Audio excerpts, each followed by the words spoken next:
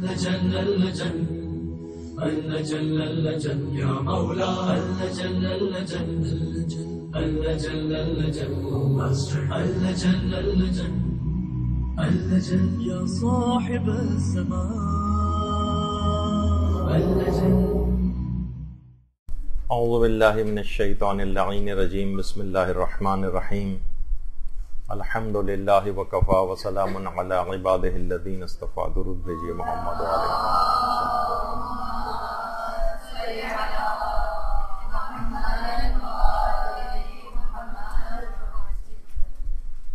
بہترین نماز کیسے پڑھیں اس سلسلے کا درس نمبر 37، اور اس میں ہم گفتگو کرتے کرتے مستحب نمازوں کے جو فقہی احکام ہیں اس کے چھٹے حصے کے اندر آج داخل ہو رہے ہیں. اور آج مستحب نمازوں میں سے ایک انتہائی اہم نماز، نماز شب، اس کا تذکرہ اور اس کے فقہی مسائل، اس کی اہمیت اور فضیلت آج بیان ہوگی. دیکھیے، جو نماز شب ہے اس کے کئی نام آپ پڑھتی ہیں کتابوں میں. نماز شب بھی کہا جاتا ہے، نماز تہجد بھی کہا جاتا ہے، اور صلاۃ اللیل بھی اس کو کہتے ہیں. اور اس نماز کو نوافل یومیہ کے بعد سب سے زیادہ تاکیدی مستحب نماز قرار دیا جاتا ہے، نوافل یومیہ کے بعد. اور اتنی اہم یہ نماز ہے کہ نوافل یومیہ کے بعد سب سے مستحب نماز ہے. لیکن آیت اللہ بہجت فرماتے ہیں کہ یہ سید الشہداء پر گریہ کرنا افضل مستحبات ہے، اور اس کا ثواب حتیٰ کہ نماز شب سے بھی زیادہ ہے. اللہم صلی علی محمد وعلی محمد.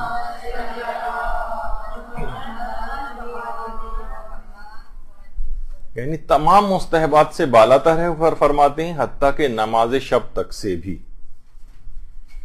اور امام حسن عسکری علیہ الصلوۃ والسلام فرماتے ہیں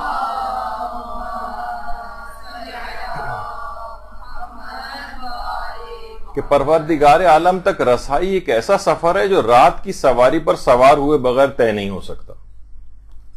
یعنی محال ہے کسی کے لیے کہ وہ پروردگار عالم کا قرب حاصل کر سکے اور وہ نماز شب نہ پڑھتا ہو. اور یہ بھی چیز آئی ہے روایات میں کہ امیر المومنین امام علی علیہ الصلوۃ والسلام فرماتے ہیں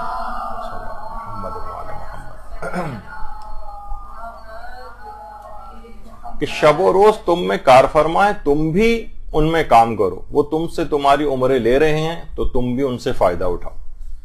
تو شب اور روز یہ دونوں اس انداز کے اللہ کی مخلوق ہیں کہ بہرحال یہ ہماری عمروں میں سے حصہ لے رہے ہیں، تو ہمیں بھی چاہیے کہ ان سے مکمل طور پر کشید کریں. دن کے اوقات کے اندر بھی نیکیوں کو سر انجام دیں، رات کے اوقات میں بھی پروردگار کی اس انداز سے عبادت کر کے ثواب کو حاصل کریں. اور یہ بھی روایات میں بات آئی ہے کہ نماز عشاء کے بعد جاگتے رہنا سوائے دو افراد کے کسی کے لیے بھی سزاوار نہیں، مناسب نہیں. ایک تو نماز گزار، ظاہر ہے کہ جو کہ نماز شب وغیرہ پڑھے اور دیگر نوافل، اور اس کے علاوہ مسافر. عام طور پر بلا وجہ جاگتے رہنا، بلا وجہ ٹی وی دیکھتے رہنا، بلا وجہ دیگر فضول مصروفیات یا آنا جانا یا ہوٹلنگ اور باہر نکلے رہنا، یہ مناسب نہیں ہے رات گئے تک جاگنے والوں کے لیے. روایت میں ہے کہ یہ صرف ان دو افراد کو اس بات کی اجازت ہے. اور اتنی اہم نماز ہے یہ نماز شب کہ پیغمبر اسلام کے اوپر تو یہ نماز واجب تھی، عام لوگوں کے لیے مستحب ہے، لیکن پیغمبر کے لیے یہ نماز واجب تھی. اور قرآن میں بھی اس کا نماز تہجد کے طور پر اس کا تذکرہ آیا ہے. وَمِنَ اللَّيْلِ فَتَحَجَّدْ بِهِ نَافِلَةً لَكَ. یعنی نماز تہجد، نماز شب، اس انداز سے اس کا ذکر قرآن کے اندر بھی آیا ہے. اور حقیقتاً یہ نماز ایسی ہے کہ مومن خالص افراد کو اس کے فضائل بستر پر لیٹنے نہیں دیتے.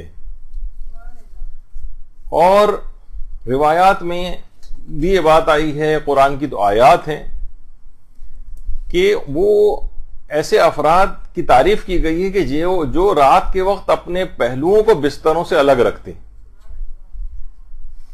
اور تفسیر نمونہ کے اندر بھی یہ بات آئی ہے کہ ہمارے امام جعفر صادق علیہ الصلوۃ والسلام فرماتے ہیں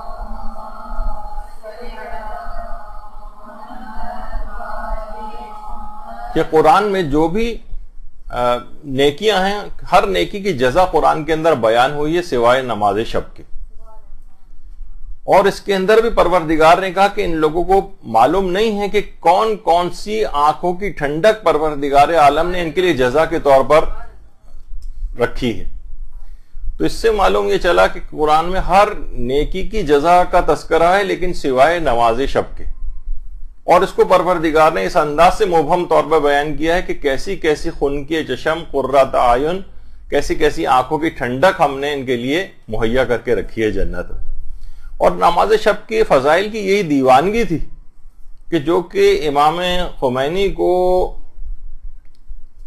آخری وقتوں تک کے اندر منہ پر آکسیجن لگی ہوتی تھی اور اسی حالت میں نماز شب کو ادا فرما رہے ہوتے تھے، اور یہی دیوانگی تھی کہ آقا سید مصطفیٰ خنساری بیان کرتے ہیں کہ شدید برف باری ہو رہی ہوتی تھی، شدید سردی ہو رہی ہوتی تھی، اور مدرسہ فیضیہ میں برف کو توڑ کر سرد ترین پانی سے وضو کر کے امام خمینی نماز شب کو ادا فرماتے تھے۔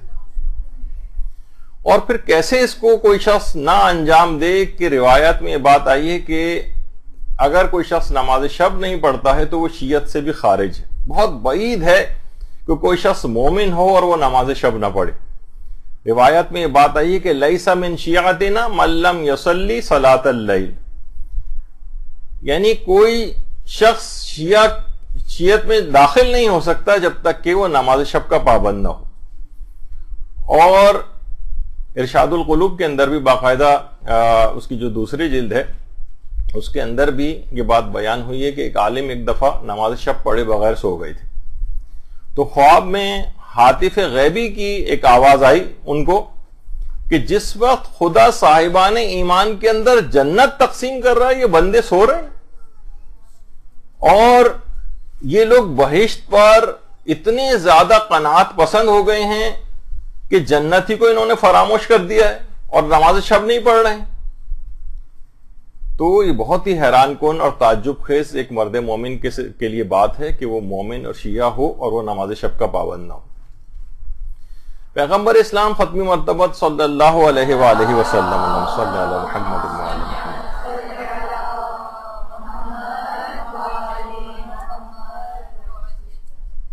فرماتے تھے کہ جبریل اس قدر تاکید نماز شب کی لے کر پروردگار کی طرف سے مجھ پر نازل ہوئے ہیں کہ مجھے گمان ہونے لگا تھا کہ کہیں یہ امت کے اوپر واجب نہ ہو جائے، امت پر واجب نہ ہو جائے۔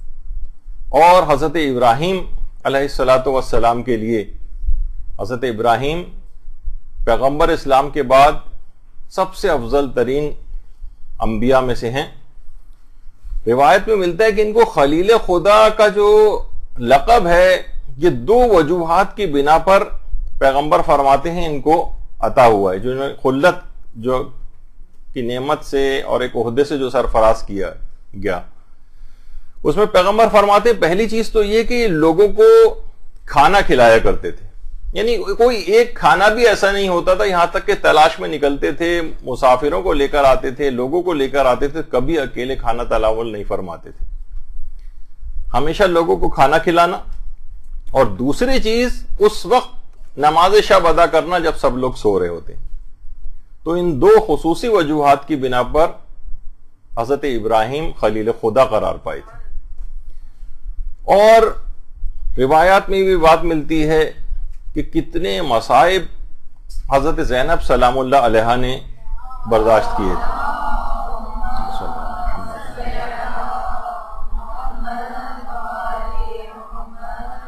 اور کتنی مسئولیت تھی، اور امام حسین علیہ السلام کی شہادت سے پہلے بھی کس قدر مصائب تھے، اور امام کی شہادت کے بعد بھی کتنے مصائب ہوئے۔ اور امام حسین نے باقاعدہ یہ بات اپنی بہن کو فرمائی تھی کہ یا اختاہ لا تنسینی فی نافلۃ اللیل، بہن مجھ کو نماز شب میں فراموش نہ کرنا، مجھے مت بھولنا، اس تک کے اندر اتنی زیادہ تاکید. تو اتنی زیادہ آپ دیکھیں کہ سخت ترین راتوں میں اور بدترین مظالم کے بعد بھی، حتیٰ کہ شب عاشور اور شام غریبہ اور اسیری کی راتوں تک کے اندر یہ نماز جو ہے وہ حضرت زینب سلام اللہ علیہ سے ترک نہیں ہوئی. یہاں تک کہ بچوں کی تلاش جس انداز سے انہوں نے کی، ایک انتہائی غم اندوز سے، جس طریقے سے دل ان کا چھلنی ہوا تھا اور جگر کے اندر جو ایک جلا دینے والی پیاس تھی، اور جسم اتنا ناتواں ہو چکا تھا، اور آئندہ دنوں تک کے اندر اپنے حصے کا کھانا اور پانی بھی بچوں کو دے دیا کرتی تھی، اور تو اس کے اندر بھی نماز شب ان سے قضا نہیں ہوئی. اور اس میں بھی حتیٰ کہ بیٹھ کر بھی اگر پڑھ گئی تھی نماز تو بیٹھ کر نماز شب پڑھی تھی، اور خاندان اہل بیت کے افراد کے لیے بیٹھ کر کوئی بھی نماز پڑھنا کسی قیامت سے کم نہیں ہوتا تھا. تو اتنے مصائب کے بعد، اور اس کے بعد پھر اسیری کے جو دیگر ایام رہے ہیں ان تک کے اندر نماز شب کا فراموش نہ کرنا کتنی واضح طور پر اس بات کی اہمیت کا احساس دلاتا ہے کہ ایک مومن کو کس قدر پابند ہونا چاہیے. تو بہرحال امام حسین کا اس لحاظ سے کہنا کہ بہن مجھے نماز شب میں فراموش مت کرنا، یہ بہت ہی اہمیت کا احساس دلانے کے لیے کافی ہونا چاہیے. اصل میں علماء ایک چیز اور فرماتے ہیں کہ اصلاً یہ درخواست امام حسین کی اس وجہ سے نہیں تھی کہ بس صرف ایک درخواست کے طور پر ہم اس کو لیں، بلکہ ایک لحاظ سے دنیا کو حضرت زینب کے عابدہ شب زندہ دار ہونے کی اطلاع دینا مقصود تھی. اور صرف خاندان اہل بیت کے اندر ایک آدھ خواتین تک یہ سلسلہ نہیں تھا. حضرت زینب کبریٰ فاطمہ بنت الحسین سلام اللہ علیہ، اللہم صلی علی محمد و علی محمد،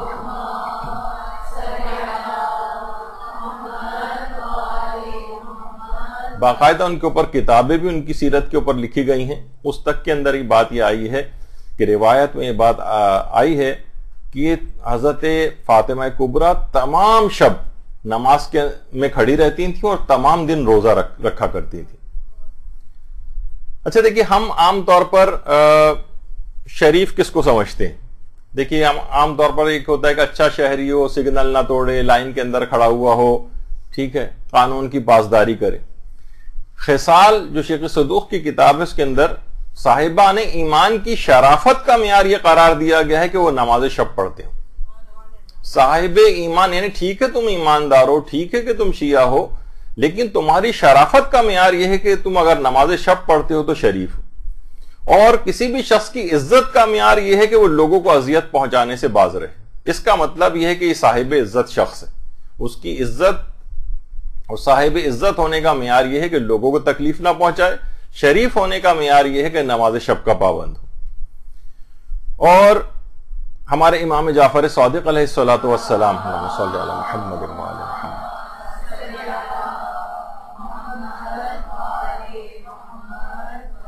وہ فرماتے تھے کہ ایمان کی بھی جان ہے، یعنی ایمان جن چیزوں سے زندہ رہتا ہے وہ تین چیزیں. ان میں ایک تو ہے برادر ایمانی سے ملاقات کرنا. انسان بار بار اپنے دینی دوستوں کے ساتھ اور بھائیوں کے ساتھ ملاقات کے لیے جاتا ہے، یہ خود ایک ایمان کا ایک حصہ اور روح ہے. دوسرا، روزے دار کو افطار کرانا، یہ خود ایمان کی روح شمار ہوتا ہے. اور تیسری چیز امام فرماتے ہیں نماز شب کا پڑھنا، یعنی ایمان کی روح اور ایمان کی جان جو ہے وہ اس کو قرار دیا گیا ہے. اچھا دیکھیے، عام لوگوں کے لحاظ سے بھی حکم ہے، لیکن عام لوگوں کی نسبت دینی طالبات، دینی طالب علم اور علماء کے لیے نماز شب کی اہمیت اور بہت زیادہ ہے. اتنی زیادہ ہے کہ باقاعدہ علامہ طبرسی، ہمارے 8ویں امام، امام علی رضا علیہ الصلوۃ والسلام، صلی علی محمد و علی محمد،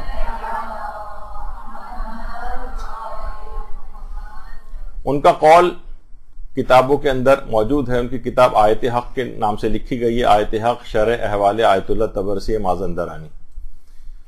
اور امام رضا کے جو روضہ ہے اس کے صحن کے جو احاطہ ہے بیرونی، وہاں پر ان کی قبر مبارک ہے. جو لوگ ہیں وہاں پہ ان کو ضرور جانا چاہیے. آیت اللہ طبرسی یہ فرماتے تھے طالب علموں اور علماء دونوں کو نصیحت کرتے ہوئے کہتے تھے کہ نوافل اور نماز شب سے غافل مت ہونا.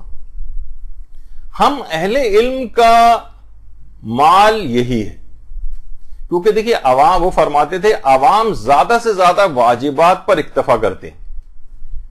فرماتے تھے کہ تم بھی اگر اس کے پابند نہ ہوئے تو تم میں اور عام لوگوں میں پھر کیا فرق رہ جائے گا. تو ایک طالب علم کو بھی، طالبہ کو، اور ایک عام چاہے وہ ابتدائی طالب علم ہی کیوں نہ ہو اور چاہے وہ علماء ہی کیوں نہ ہو، عام عوام سے ان کا فرق کیا ہے؟ وہ کہتے تھے کہ نماز شب. ورنہ لوگ تو واجبات پہ اکتفا کریں گے نا عام لوگ، لیکن تم میں اور ان میں کیا فرق رہ جائے گا. اور آیت اللہ جو مہدی بحر العلوم تھے، ایک تو ایک اور بزرگ تھے، ان کو بھی کہا جاتا ہے. بہرحال آیت اللہ مہدی بحر العلوم کا ایک خاص ملازم تھے ملا زین العابدین سلماسی. باقاعدہ جو علماء کے حالات پر کتاب لکھی گئی ہے قصص العلماء، اردو میں بھی دستیاب ہے. اس میں وہ فرماتے تھے کہ ان کی جو ملازم تھے کہ بحر العلوم ہر رات نجف کی گلیوں میں باقاعدہ غریبوں میں روٹیاں تقسیم کرنے کے لیے نکلتے تھے، اور نکلتے تھے اس کے بعد نجف کی گلیوں میں بھی جاتے تھے. ایک دن اچانک سے ہوا کہ انہوں نے طالب علموں کو درس دینا بند کر دیا. سارے طالب علم پریشان ہو گئے. یہ دیکھیے کس کا ہے.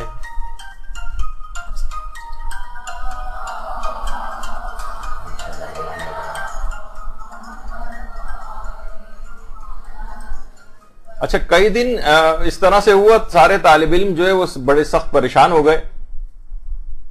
یہاں کی طرح والا حساب کتاب تو نہیں، کسی دن باقی درس موقوف ہو جائے تو طالب علموں کے اندر خوشی کی لہر دوڑ جاتی ہے کہ چلو آج چھٹی ہو گئی ہے. تو اچھا، طالب علم بڑے پریشان ہوئے تو لوگوں نے پوچھا کہ بھئی آپ طالب علموں کو درس کیوں نہیں دے رہے؟ انہوں نے کہا کہ میں رات کو ویسے بھی نکلتا ہوں نجف کی گلیوں میں، طالب علموں کے گھر بھی میں پہچانتا ہوں، میں طالب علموں کے گھروں کے پاس سے گزرتا ہوں، نہ نماز شب کے کوئی آثار ہوتے ہیں، نہ کوئی مناجات کی آواز سنائی دیتی ہے، نہ کوئی آہوزاری سنائی دیتی ہے. ایسے طالب علموں کو درس دینے کا اصلاً کوئی فائدہ نہیں.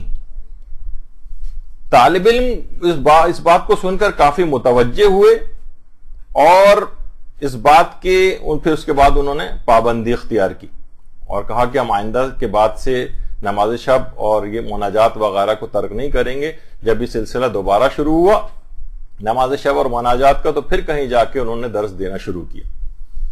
اور یہی وجہ ہے کہ قصص العلماء ہی کے اندر ہے کہ شیخ جعفر آل کاشف الغطا، ان کے متعلق ان کو جب یہ بات بتائی گئی کہ ایک شہر کے جو ائمہ جماعت ہیں، انہوں نے جو ائمہ جماعت ہیں وہ نماز شب کے پابند بھی نہیں ہیں، نوافل کو بھی ہم دیکھتے ہیں کہ وہ انجام نہیں دیتے، بس آئے واجب نماز پڑھائی چلے گئے. جب یہ شکایت ان تک پہنچی تو شیخ جعفر مجتہد عالم تھے، انہوں نے فرمایا کہ جو امام جماعت بھی نوافل یومیہ اور نماز شب کو انجام نہیں دیتا اس کی اقتدا نہ کی جائے. جب ائمہ جماعت نے اس چیز سنی تو سب کے سب اس بات کے پابند ہو گئے. تو علماء بھی اور مجتہدین اس بات کو برداشت نہیں کرتے تھے کہ چاہے طالب علم ہو، چاہے وہ علماء ہوں، امام جماعت ہو اور وہ نماز شب کے پابند نہ ہو. اور شیخ حسن جو شیخ جعفر آل کاشف الغطا کے بڑے بیٹے تھے، ایک تو بہت مشہور ہیں شیخ محمد حسین. شیخ محمد حسین یہ چھوٹے بیٹے تھے لیکن یہ زیادہ مشہور ہوئے. تو شیخ جعفر کے جو بڑے بیٹے تھے شیخ حسن، یہ فرماتے ہیں کہ جب میرے والد نماز شب کے لیے بیدار ہوتے تھے تو تمام اہل و عیال کو ساتھ ہی بیدار کرتے تھے، حتیٰ کہ بچوں تک کو بیدار کرتے تھے.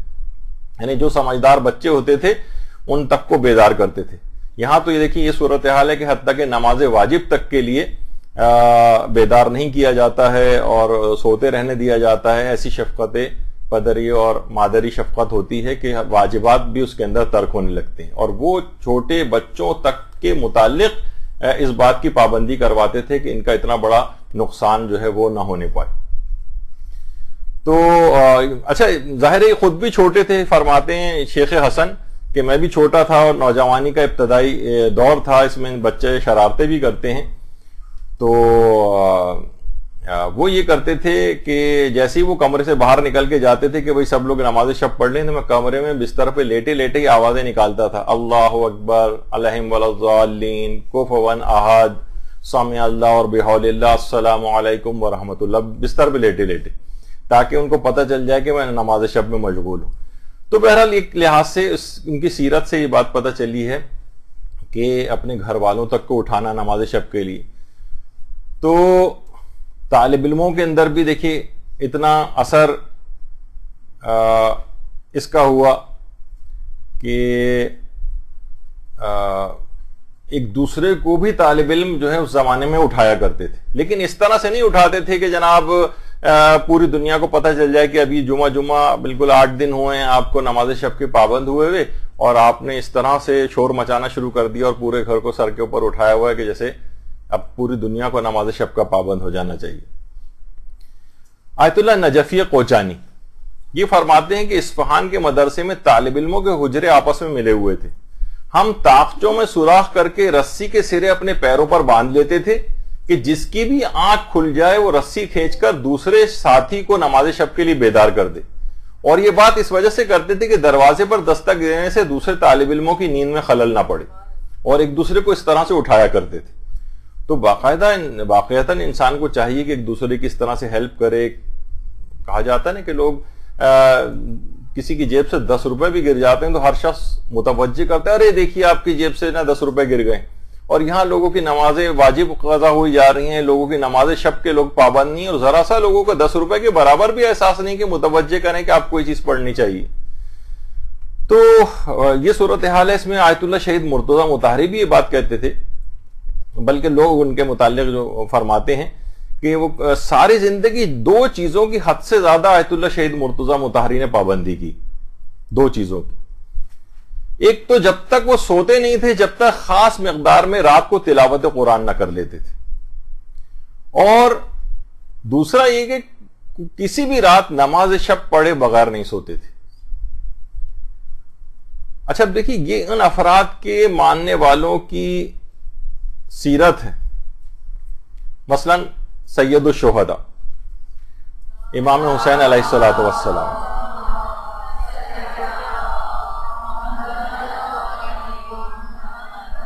شب عاشور جو مہلت مانگی تھی ایک رات کی، مہلت کس لیے تھی؟ پوری رات خیموں میں تسبیح و تحلیل کی صدائیں گونج رہی تھیں، مناجات کی صدائیں گونج رہی تھیں، اذکار اور تلاوت قرآن کی صدائیں گونج رہی تھیں، نماز شب کی قرات کی آوازوں سے قیام گونج رہے تھے۔ تو اس رات ایک شب کی مہلت وہ انہی نماز شب اور ان مستحبات کے لیے مانگی گئی تھی، اور یہی طریقہ کار ان کے اپنے والد گرامی حضرت امیر المومنین علیہ الصلوۃ والسلام کا تھا۔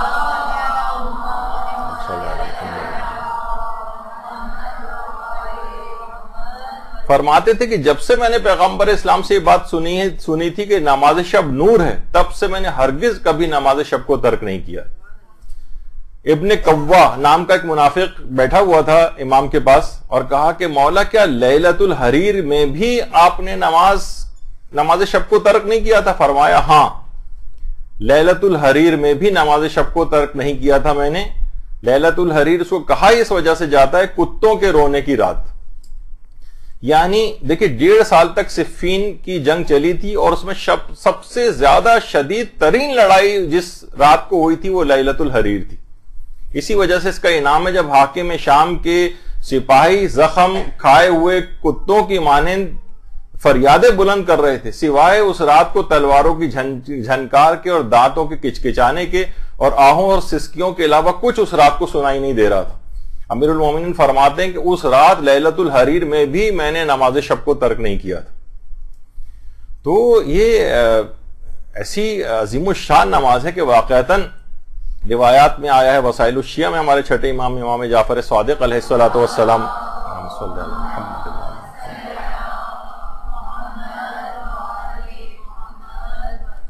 ملتا ہے کہ چھٹے امام فرماتے ہیں کہ حضرت امیر المومنین علیہ الصلوۃ والسلام کہ گھر میں کمرہ مخصوص تھا نماز کے لیے، اور رات کو جب بھی نماز شب کے لیے حضرت امیر اٹھتے تھے تو اپنے کسی ایک فرزند کو ضرور اٹھا کر اپنے ساتھ اس کمرے کے اندر نماز کو ادا کرنے کے لیے لے جاتے تھے۔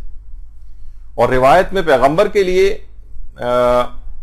بھی یہ بات آئی، بلکہ پیغمبر کا ارشاد روایتوں کے اندر جو ہے وہ بیان ہوا ہے کہ اگر کوئی بھی شخص رات کو خود نماز شب کے لیے اٹھے، رات کو عبادت کے لیے اٹھے، اور اپنی زوجہ کو بھی اس طرح سے جگائے کہ وہ عورت بھی اٹھے، اس طرح سے شوہر اور بیوی دونوں نماز کو ادا کریں، رات کو عبادت کریں، تو پروردگار ان پر اپنی رحمت نازل فرماتا ہے۔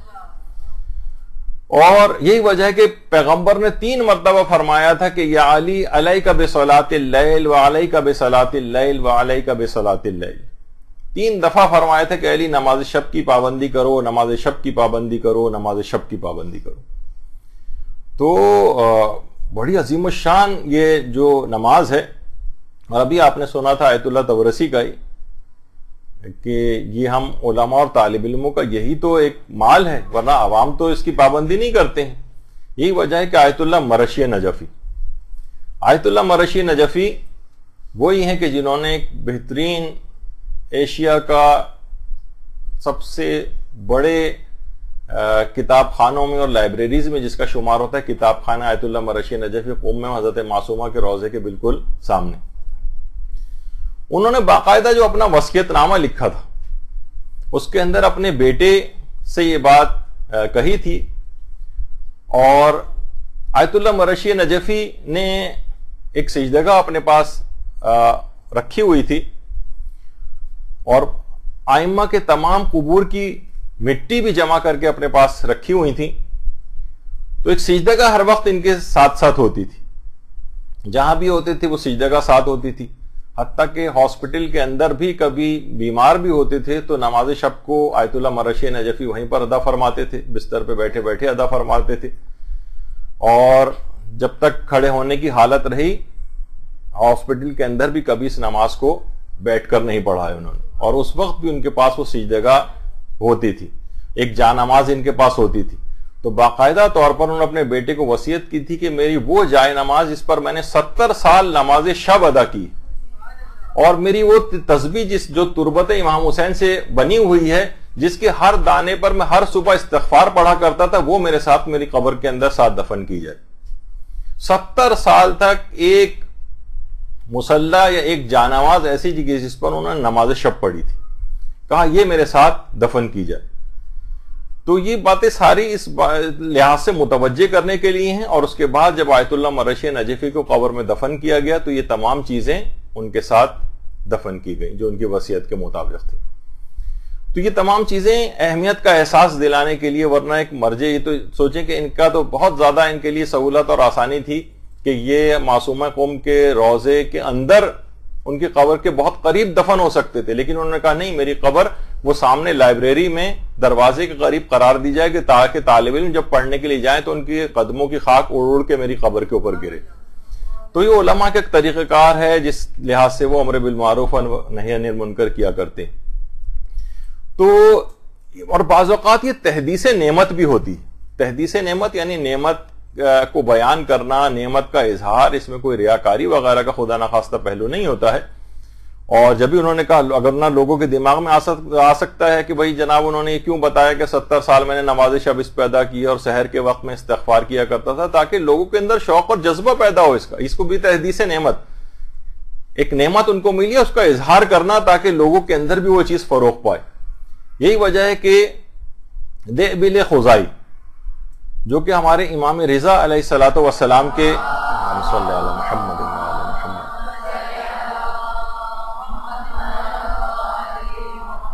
شاعری کیا کرتے تھے، امام کی شان میں قصیدے کہتے تھے، اور شوش کا جو علاقہ ہے ویسے تقریباً 4 یا 5 مقامات پر دیبل کی جو ہے وہ قبور کے متعلق ملتا ہے، لیکن جو سب سے زیادہ معتبر ہے وہ شوش میں۔ تو ان کو امام رضا علیہ الصلوۃ والسلام نے ایک لباس تحفے میں دیا تھا اور کہا تھا کہ دیبل اس کی خوب حفاظت کرنا۔ حفاظت سے مراد یہ نہیں کہ اس کو نہیں پہنا یا سنبھال کے کہیں رکھنا، بلکہ یہ کہ اس کی قدر کرو اس لباس کی۔ میں نے اپنے اس لباس میں 1000 شب نماز ادا کی ہے اور ہر شب میں 1000 رکعت نماز پڑھی اور اسی لباس میں میں نے 1000 مرتبہ ختم قرآن کیا، امام نے فرمایا۔ تو امام نے بھی اس بات کا کہ 1000 شب میں نے اس لباس کے اندر نماز پڑھی ہے، یعنی نماز شب بھی اس کے اندر آ گئی ہے، اور 1000 رکعت ہر رات میں پڑھی، 1000 رکعت اور 1000 ختم قرآن اس لباس کے اندر۔ تو یہ ہم لوگوں کے لیے اس لحاظ سے نمونہ عمل چیز ہے کہ نماز شب کا کس قدر پابند ہونا چاہیے۔ اچھا، عورتیں بھی اس لحاظ سے کوئی پیچھے نہیں رہی عبادات کے اندر آج بھی، بلکہ ہمیں خواتین مردوں سے آگے نظر آتی ہیں۔ یہی وجہ ہے کہ نفیسہ خاتون، حسن بن زید بن امام حسن، نفیسہ خاتون جو تھیں، نفیسہ خاتون بنت حسن بن زید بن امام حسن، یعنی اس لحاظ سے امام حسن کی پوتی ہوتی ہیں، ان کے شوہر کا نام اسحاق تھا۔ اللہم صلی علی محمد و آل محمد۔ نفیسہ خاتون کا مصر میں روضہ ہے اور بہت ہی صاحب کرامت اور عبادت گزار خاتون تھیں، اور مصری آج بھی بے تحاشا ان کے روضے پر جاتے ہیں، دعائیں قبول ہوتی ہیں، بے تحاشا کرامات۔ ان کے ایک رشتہ دار بیان کرتے ہیں کہ میں 40 سال ان کی خدمت میں رہی ہوں، کسی ایک رات کو بھی میں نے ان کو سوتے نہیں دیکھا، فقط عبادت کرتے دیکھا ہے ساری رات، اور دن میں روزہ رکھے ہوئے دیکھا۔ اور روایت جو ان کے ملتے ہیں حالات، اس کے اندر ملتا ہے الگ الگ تقریباً تعداد بیان ہوئی ہے کہ انہوں نے اپنے گھر کے اندر ایک قبر کھدوائی ہوئی تھی۔ ایک روایت کے مطابق انہوں نے 1400 دفعہ اس قبر کے اندر بیٹھ کر قرآن ختم کیا، 1400 مرتبہ، اور زیادہ تر اس سے بھی زیادہ جو بیان ہوا ہے وہ 6000 مرتبہ ختم قرآن کیا۔ تو اس طرح سے اتنی عبادت گزار خاتون تھیں کہ علاقے کے جو غیر مسلم افراد بھی تھے وہ بھی ان کے وضو کا پانی لے کر جاتے تھے اور اس سے شفا کو حاصل کرتے تھے۔ جب ان سے پوچھا جاتا تھا کہ آپ اتنی عبادت کیوں کرتی ہیں، ساری رات عبادت کر رہی ہیں، اس طرح سے نماز شب پڑھ رہی ہیں، کہا کہ میں کیسے یہ عبادت نہ کروں کہ آخرت کے طویل اور مشکل ترین سفر مجھ کو درپیش ہے، جس پر سوائے نیک اور صالح افراد کے کوئی چل نہیں پائے گا۔ تو بہرحال یہودی افراد تک ان کے جو ہے ملتا ہے حکایتوں کے اندر کہ باقاعدہ مفلوج تک ان کے وضو کے پانی جب ان کے اوپر ڈالتے تھے تو مفلوج پیرالائز شخص بھی شفا یاب ہو جایا کرتے تھے۔ تو یہ ان کی نماز شب کی داستان ہے کہ ساری رات کبھی ایسا نہیں ہوا کہ ان کو سوتے دیکھا ہو، پوری رات اس انداز سے عبادت۔ شہید مطہری اپنے والد کے متعلق یہ بات فرماتے ہیں، ان کے والد تھے آخوند ملا محمد علی۔ ان کے متعلق شہید مطہری فرماتے ہیں کہ بلوغ کے بعد سے لے کر مرتے دم تک میرے والد سے کبھی نماز شب قضا نہیں ہوئی، بلوغ کے بعد سے لے کر مرتے دم تک، یہ شہید مطہری کے والد۔ اور فرماتے تھے کہ ایک اور خصوصیت ان کی یہ تھی، جس کی بڑی الگ سے بھی خصوصیت ہے اس عمل کی، کہ مغرب اور عشاء کے درمیان ایک طویل سجدہ انجام دیتے تھے، مغرب اور عشاء کے درمیان۔ آج بھی اگر کوئی مومن یہ کرنا چاہے کہ مغرب اور عشاء کے درمیان ایک طویل سجدہ انجام دے، اور یہ طویل سجدہ بہرحال نماز شب کے اندر بھی کیا جا سکتا ہے، طویل سجدہ انجام دیتے تھے۔ تو آیت اللہ جواد ملکی تبریزی، جو خود امام خمینی کے عرفان کے استاد شمار ہوتے ہیں، وہ اپنے استاد آخوند ملا حسین قلی حمدانی، کربلا میں امام حسین علیہ السلام کے حرم میں مقدس کے اندر ان کی قبر مبارک ہے، ان سے ایک مرتبہ یہی بات پوچھی گئی، کہہ رہے ہم نے ان سے پوچھا، آیت اللہ جواد ملکی تبریزی کہتے ہیں کہ ہم نے آقا حسین قلی حمدانی سے پوچھا کہ ہم اصلاح قلب کے لیے اور قلب کی نورانیت کے لیے اور تحصیل معارف کے لیے ہم کون سا مؤثر ترین عمل آپ کے خیال میں ہے؟ تو حسین قلی حمدانی نے فرمایا کہ ایک عمل سے زیادہ کوئی بھی عمل اتنا مؤثر نہیں ہے جتنا کہ یہ عمل ہے، اگر تم اس پر مداومت کرو، یعنی ہمیشہ اس عمل کو انجام دو، تو اس سے زیادہ مؤثر کوئی عمل ہی نہیں ہے جس سے تمہارا قلب بالکل طاہر اور پاک و پاکیزہ ہو جائے گا، اور نورانیت قلب جو ہے اس سے تم بہرہ مند ہوں گے، اور معرفتوں پروردگار کی جو معرفت ہے اس میں اضافے سے اضافہ تر ہوتا چلا جائے گا، اور وہ یہ ہے کہ شب و روز میں ایک طولانی سجدہ انجام دو. یہ نماز شب میں بھی ہو سکتا ہے، اور اس طولانی سجدے میں جس قدر بھی ممکن ہو ذکر یونسیہ پڑھو، لا الہ الا انت سبحانک انی کنت من الظالمین، یہ انجام دو. اچھا، ذکر یونسیہ حضرت یونس علیہ السلام نے پڑھا تھا، اور کب پڑھا تھا؟ جب مچھلی کے پیٹ میں گئے تھے. مچھلی کے پیٹ میں انہوں نے مچھلی سے باہر نکلنے کے لیے، جو زندان تھا مچھلی کا پیٹ، اس سے نکلنے کے لیے انہوں نے اس کو پڑھا تھا. وہ فرماتے تھے لیکن تم اس نیت سے انجام دو کہ اخلاق رذیلہ کی قید و بند سے میرے روح اور قلب نجات پالے اور رہائی پالے. اور یہی وجہ ہے کہ اس کے بعد ہی ہے لا الہ الا انت سبحانک انی کنت من الظالمین فاستجبنا لہ ونجیناہ من الغم. بس جب بھی کوئی ہمیں پکارتا ہے تو ہم اسی طرح سے فوراً ہم اس کی دعا کو قبول کر لیتے ہیں. فاستجبنا، فوراً اس کی دعا قبول کر لیتے ہیں، ونجیناہ من الغم، اور اس کو غموں سے نجات عطا کرتے ہیں. فوراً مدد آتی. وہ فرماتے تھے اگر کوئی ایک طولانی سجدہ اس طرح سے انجام دے کہ جس میں ذکر یونسیہ کو پڑھے، اور اس میں ظاہر ہے کہ بار بار ذکر یونسیہ پڑھنا ہے، تو فوری الہی مدد اس کے پاس آتی، جس طریقے سے حضرت یونس کے پاس آئی تھی. اور وہ مچھلی کے پیٹ سے باہر آئے تھے، تو اخلاق رذیلہ سے بھی ہماری روح اسی طرح سے آزاد ہو جائے گی. وہ فرماتے تھے کہ اس عمل کی اگر مداومت کی جائے، ہمیشہ اس کو انجام دیا جائے، تو میں اس سے زیادہ نورانیت قلب کے لیے کوئی بھی عمل کو مؤثر نہیں سمجھتا ہوں. تو آیت اللہ جواد ملکی تبریزی فرماتے ہیں کہ ان کے شاگردوں نے، جاننے والوں نے اور دیگر علماء نے آیت اللہ حسین قلیہ حمدانی کے اس عمل کو کرنا شروع کیا، اور ان کے بہت سے شاگرد تو اس طور پر کہ سجدے میں جانے کے بعد 3,000 دفعہ ایک ہی سجدے میں ذکر یونسیہ کو پڑھنے لگے. 3,000 دفعہ ایسی مداومت کی، اور بڑے بڑے مقامات علمیہ پر اور بڑے بڑے مقامات عرفانی کو انہوں نے حاصل کر لیا اسی طویل سجدے کے ذریعے. اور باقاعدہ اس بات کو آیت اللہ جواد ملکی تبریزی نے اسرار الصلاۃ جو کتاب ہے اس میں بھی، اور المراقبات کے اندر جو ہے وہ نقل کیا ہے. اور وہ ایک بات اور بھی فرماتے تھے کہ ہمارے استاد حسین قلیہ حمدانی وہ ایک چیز کو اور بہت زیادہ اہمیت دیتے تھے، اور وہ ہے شب جمعہ اور جمعے کے روز عصر کے وقت. یہ دو اوقات میں 100 مرتبہ سورہ قدر پڑھنے کی بھی بہت زیادہ تاکید فرماتے تھے. نہیں، الگ سے بھی، الگ سے بغیر سجدے کے سورہ قدر کی تلاوت شب جمعہ میں 100 دفعہ پڑھی جائے، اور جمعے کے دن عصر کے وقت 100 دفعہ پڑھی جائے. کہتے تھے روحانیت کے لیے یہ بہت ہی زیادہ مؤثر اس بات کو سمجھتے تھے. اور ایک مرتبہ بھی انسان واقعتاً نماز شب کا اس انداز سے پابند ہو جائے اور ارادہ کر کے اس کے اوپر عامل ہو جائے، تو پھر اس کو علماء فرماتے ہیں کہ کسی بھی اٹھانے والے کی بھی ضرورت نہیں ہوگی، باقاعدہ فرشتے نماز شب کے لیے اس کو جگایا کریں گے. اللہم صلی علی محمد.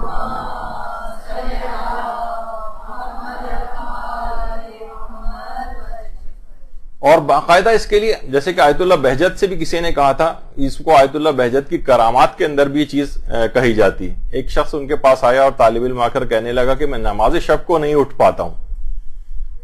کہا کہ اچھا یہ بتاؤ کہ رات کے کون سے پہر تم اٹھنا چاہتے ہو، کون سے پہر؟ تو اس نے ایک وقت بتایا کہ میں اس ٹائم پر اٹھنا چاہتا ہوں، 2 بجے 3 بجے، جو بھی اس نے بتایا. کہا کہ اچھا انشاءاللہ اٹھ جایا کرو گے. وہ طالب علم یہ فرماتے ہیں کہ خود بخود میری آنکھ نماز شب کے وقت فضیلت پر کھل جاتی تھی، خواہ میں 1 گھنٹا پہلے ہی کیوں نہ سوؤں، جس سے پہلے کہ میں پوری رات بھی سوتا رہتا تھا تو نماز شب کے لیے آنکھ نہیں کھلتی تھی. آیت اللہ بہجت نے کہا نہیں انشاءاللہ کھل جایا کرے گی. کہہ رہے ہیں اس کے بعد آج تک کبھی ایسا نہیں ہوا کہ میری آنکھ خود بخود نماز شب کے وقت نہ کھل جائے، چاہے میں تھوڑی دیر پہلے ہی کیوں نہ سویا ہوں. یہ آیت اللہ بہجت کی خصوصی کرامات میں سے بھی یہ چیز نقل کی جاتی. آیت اللہ محمد حسین طباطبائی یہ بات فرماتے تھے کہ میں ایک ایسے شخص کو جانتا ہوں. علماء فرماتے ہیں کہ جب بھی اس قسم کی کوئی جملے کبھی کوئی عالم عارف کہے تو ظاہر ہے وہ اپنے متعلق بھی اگر بات بیان کرنی ہوتی ہے تو مبہم کر دیتے ہیں تاکہ ایک اس کے اندر ریاکاری کا کوئی پہلو نہ آ جائے. فرماتے تھے میں ایک ایسے شخص کو جانتا ہوں جس کو نماز شب کے لیے فرشتہ آ کر جگاتا ہے, فرشتہ آ کر.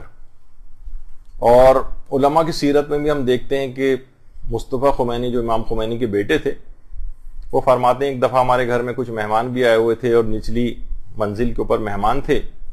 رات کو کسی وقت گھر میں رونے کی آواز گونجنے لگی. آواز سن کر مہمان بھی بیدار ہو گئے اور انہوں نے آ کر مصطفیٰ خمینی کو آ کر جگایا کہ دیکھیے شاید آپ کے ہمسائیگی میں کوئی فوت وغیرہ ہو گیا ہے, کوئی شخص انتقال ہو گیا, کسی کا رونے کی آوازیں آ رہی. مصطفیٰ خمینی نے آواز سن کر کہا ارے یہ تو میرے والد کی آواز ہے, جب بھی نماز شب پڑھتے ہیں اسی طرح سے ان کی حالت ہو جاتی کہ زاروں قطار رونا شروع کر دیتے. اور امام خمینی کے متعلق خود ان کی زوجہ محترمہ خانم خدیجہ ثقفی, بانو ایران کے نام سے جو مشہور ہیں, وہ فرماتی ہیں کہ جب سے ان کی شادی ہوئی بالکل ابتدائے جوانی سے لے کر اور آخر عمر تک, خانم خدیجہ ثقفی کا انتقال امام خمینی کے بہت بعد میں ہوا, فرماتی تھی کہ آخری عمر تک میں نے کبھی بھی ان کو نماز شب ان کی قضا ہوتے نہیں دیکھی. اوائل جوانی سے لے کر اور انتقال تک ایک رات بھی ایسی نہیں گزری جب انہوں نے نماز شب کو فراموش کیا امام خمینی. اور اس بات کے لیے گواہی آیت اللہ فاضل لنکرانی کی بھی موجود ہے. وہ خود فرماتے ہیں آیت اللہ فاضل لنکرانی کی امام خمینی نے مسلسل 70 سال تک بغیر کسی تعطل کے, بالکل بچپنے کے ابتدائی دور سے لے کر اور اختتام تک, بچپن اور پھر جوانی کا دور امام خمینی کا, اور 70 سال تک اس لحاظ سے مسلسل نماز شب ادا کی. اور ہمیشہ ان کی خصوصیت یہ تھی کہ ہمیشہ فجر سے 2 گھنٹے پہلے بیدار ہو جاتے تھے اور نماز اور تلاوت وغیرہ کے اندر مشغول ہو جاتے تھے. اور بہت سی کرامتیں اس لحاظ سے نقل بھی ہوئی ہیں کہ شہید محراب آیت اللہ قدوسی, دیکھیں تقریباً 6 علماء ہمارے ایسے ہیں جو شہید محراب کے نام سے مشہور ہیں, جو دوران نماز جماعت پڑھاتے ہوئے شہید ہوئے ہیں. 5 تو ایران کے اندر ہی ہیں, جس میں آیت اللہ دست غیب بھی ہیں, آیت اللہ قاضی طباطبائی بھی ہیں, آیت اللہ قدوسی بھی ہیں, اور بھی بہت سے جو ہے علماء ہیں. اور عراق میں جو ایک شہید ہوئے تھے آیت اللہ باقر الحکیم, وہ تو خیر ایرانی نہیں تھے, تو 5 ایران کے تھے اور ایک عراق کے 6 افراد کو کہا جاتا ہے شہید محراب. ان میں آیت اللہ قدوسی بھی ہیں جن کی تصویر سامنے. وہ فرماتے ہیں انقلاب سے پہلے کا ایک سفر ہم کو درپیش تھا, میں آیت اللہ امام خمینی کے ساتھ تھا, اور میں نے جتنے بھی سفر ان کے ساتھ کیے میں نے ان کے سفروں میں کوئی نہ کوئی کرامت دیکھی. کہہ رہے مشہد سے واپسی کا سفر تھا, ریگستانی علاقے سے ہماری گاڑی گزر رہی تھی. اچھا اس زمانے میں جو بھی حالات تھے, کافی عرصہ پہلے کی بات ہے, تو رستے میں روسی سپاہیوں نے ان کو روکا, روسی سپاہیوں نے, اور تلاشی وغیرہ کے لیے. تو امام خمینی کو کچھ نہیں کہا کہ تلاشی لو, اور خود نیچے اتر کر یعنی کہتے تھے کہ ناممکن تھا کہ کوئی رات اس طرح سے سفر کی گزر جائے اور امام خمینی نماز شب نہ پڑھیں. امام خمینی, اچھا ریگستانی علاقہ تھا, کہہ رہے ہیں نہ ہمارے پاس پانی تھا, پانی کا ایک قطرہ ہمارے پاس نہیں تھا, لیکن کہہ رہے ہیں میں یہ دیکھ کر حیران رہ گیا کہ امام خمینی نے اپنی آستینیں الٹی ہوئی ہیں, اوپر کی ہوئی ہیں, اور نہ جانے کہاں سے پانی ان کے ہاتھوں کے اوپر جاری ہو رہا ہے اور خود بخود وضو ہو رہا ہے. اللہم صلی علی محمد و علی محمد. کتاب فراز ہائے از آباد میں آیت اللہ شہید قدوسی شہید محراب کی یہ کلمات اور جملے اس کے اندر جو ہے نقل ہوئے. تو بڑی کرامتیں علماء کسی صورت میں بھی اس کو ترک نہیں کرتے تھے. یہاں تک کہ امام خمینی کے متعلق کہا گیا تھا کہ جس وقت ان کو دل کا عارضہ لاحق ہو گیا تھا آخری ایام میں, تو قم سے ایمبولینس کے ذریعے امام خمینی کو منتقل کیا جا رہا تھا تہران کے لیے, وہاں کے ہاسپٹل میں. کئی گھنٹے کا سفر تھا ظاہر قوم سے تہران کا. راستے میں برف باری بھی بہت ہو رہی تھی, شدید سردی تھی, لیکن لوگوں نے دیکھا کہ ہاسپٹل پہنچتے ہی امام خمینی نے سب سے پہلے نماز شب ادا کی. شدید ترین سردی, برف باری, دل کا عارضہ, ہاسپٹل میں ایمبولینس کے ذریعے منتقل کیا گیا ہے, اور ابھی فوراً جاتے ہی نماز شب کو ادا کیا. اور پیرس سے جب تہران انقلاب کے بعد آ رہے تھے تو جہاز میں سارے افراد سو رہے تھے سوائے امام خمینی کے، جو گریہ وزاری کے اندر اور نماز شب کے اندر جہاز کی اوپری منزل کے اندر مصروف نماز شب تھے۔ اچھا، ایئر فرانس کا جہاز تھا، غیر ملکی اور نان مسلم عملہ تھا، وہ سب پریشان تھے کہ یہ رو کیوں رہے ہیں۔ وہ خود پریشان تھے کہ آقا کو کوئی تکلیف ہو گئی ہے، کسی بات سے ناراحت ہیں۔ تو لوگوں نے بتایا کہ نہیں، جب بھی اللہ کے حضور نماز شب کے لیے اس طرح سے کھڑے ہوتے ہیں تو یہی ان کی حالت ہو جاتی۔ پاسداران انقلاب بھی ایک بات کہتے تھے کہ جب بھی کوئی امام خمینی کو ہم میں سے کوئی نماز شب کے لیے کبھی بیدار کر دیتا تھا تو امام خمینی کی نگاہ کرم و نوازش کا مرکز بن جاتا تھا۔ ہمیشہ اس کے احسان مند ہو جاتے تھے کہ اس نے مجھ کو نماز شب کے لیے بیدار کیا۔ تو یعنی ایک بار کوئی شخص واقعتاً نماز شب کا پابند ہو جائے تو کرامت اور فضائل اس سے ہونے لگتے ہیں۔ البتہ نیت یہ نہیں ہو کہ وہ لوگوں کو کرتب دکھائے اور جناب کوئی فضیلتیں حاصل اس لحاظ سے کر کے، نہیں، نیت پروردگار عالم کی رکھے تو خود بخود اس کے پاس بہت سی کرامتیں آنے لگتی ہیں۔ آیت اللہ موسیٰ شبیری زنجانی، وہ ایک عالم سید محمد جزائری کے متعلق یہ بات فرماتے تھے۔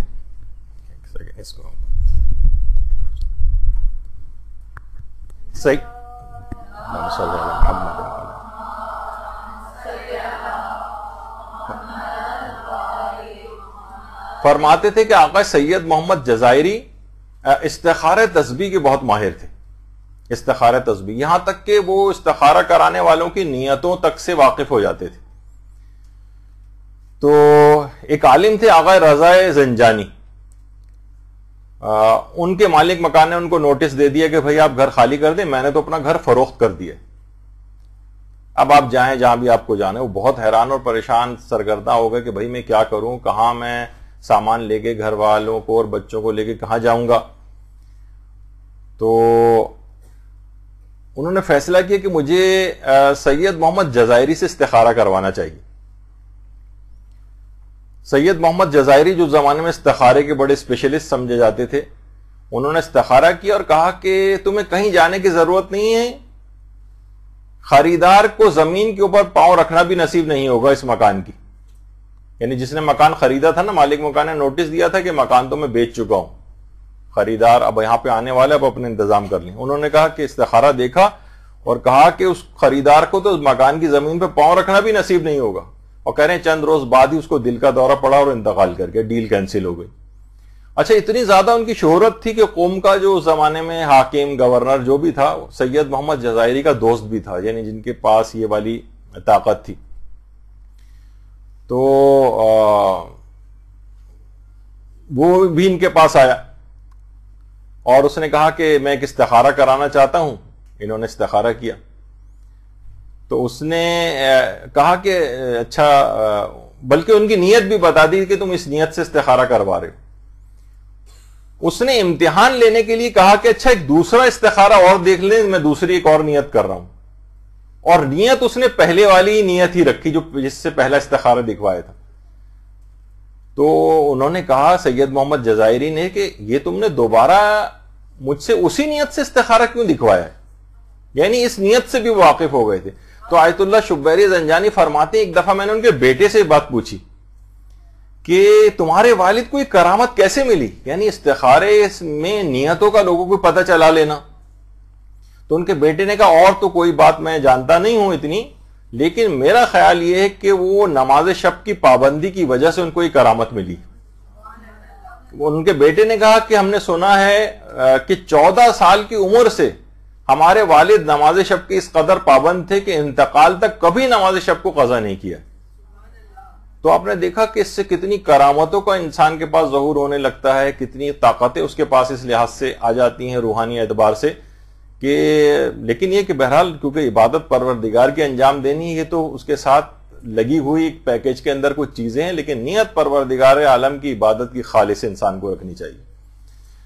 اور یہی وجہ ہے کہ رسالہ جو لقاء اللہ جو آیت اللہ جواد ملکی تبریزی کا ہے کتاب، اس میں انہوں نے آیت اللہ جواد انصاری حمدانی، یہ بہت ہی بڑے عالم عارف گزرے ہیں آیت اللہ جواد انصاری حمدانی، ان کی وضو، ان کی جو نماز، اس کے بڑے تذکرے ملتے ہیں، اور نماز شب کے بھی بے تحاشا پابند تھے نماز شب کے۔ خود فرماتے ہیں آیت اللہ جواد انصاری حمدانی کہ ایک رات کو جب میں بیدار ہوا نماز شب کے لیے تو میں نے دیکھا کہ ایک گھر ہے، ایک گھر، اور اس گھر سے ایک روشنی سی نکل رہی ہے اور 500 گھروں کو وہ روشنی اطراف کے اندر منور کر رہی، اور کہہ رہے ہیں مجھے الہام ہوا اس وقت کہ اس گھر میں حضرت حجت امام زمانہ علیہ السلام، اللہم صلی علی محمد وعلی محمد،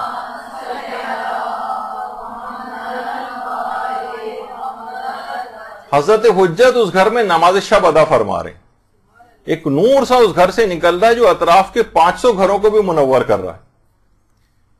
تو دیکھیے ہماری یہ نماز شب اگر ہم اس کے پابند ہوں تو امام زمانہ علیہ السلام شب میں نماز شب کو ادا فرماتے ہیں، ہماری نماز ان کی نماز کے ساتھ ہی مل کر پروردگار عالم کی طرف قبولیت کو انشاءاللہ اختیار کرے گی۔ اور کیونکہ یہ امام زمانہ خود اپنے جد امیر المومنین علیہ الصلوۃ والسلام کے ہی کے فرزند ہیں، صلی اللہ علیہ محمد،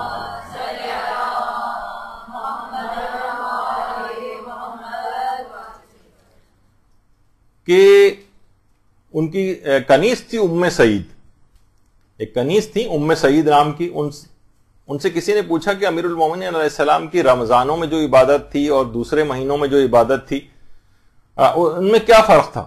تو کہنے لگی عبادت کے لحاظ سے تو حضرت امیر المومنین کی رمضان اور غیر رمضان کی عبادت میں کوئی فرق ہی نہیں تھا، پورے سال کی تمام راتوں میں اسی طرح سے جاگ کر عبادت کرتے تھے اور دن میں اسی طرح سے روزہ رکھا کرتے تھے۔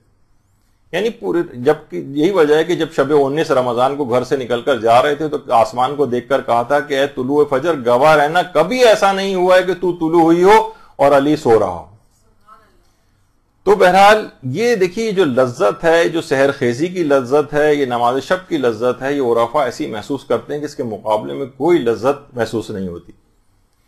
آیت اللہ شہید مرتضی مطہری فرماتے تھے کہ نماز شب، اس کی جو مناجات ہے، اس کی جو لذت معنوی ہے، یہ سوائے صادقین کے، صابرین کے اور مستغفرین بالاسحار کے، یعنی جو سحر کے وقت اٹھ کر استغفار کرتے ہیں، اس سے ان کے علاوہ کوئی اس لذت سے واقف نہیں ہوتا۔ وہ فرماتے تھے کہ جو پورا دن فسق و فجور کے اندر انسان گزارے، پورا دن جو ہے وہ مادیات کے غلبے اس کے اوپر رہیں، اور پورا دن ہنسی کھیل کے اندر اس طرح سے اڑا دے، لہو و لعب کے اندر مصروف رہے، رات کو اتنا کھانا کھا لے کہ سانس لینے کی اس کے پاس جگہ نہ رہے، بستر پر مردار بن کر جا کر اس طرح سے لیٹ کر سو جائے، کوئی گمان کر سکتا ہے کہ یہ شخص جو ہے نماز شب کے لیے اٹھ کر اور مناجات کی لذت کو کبھی حاصل کر سکے گا؟ اس کے لیے دن بھی ایسا ہی گزارنا پڑتا ہے۔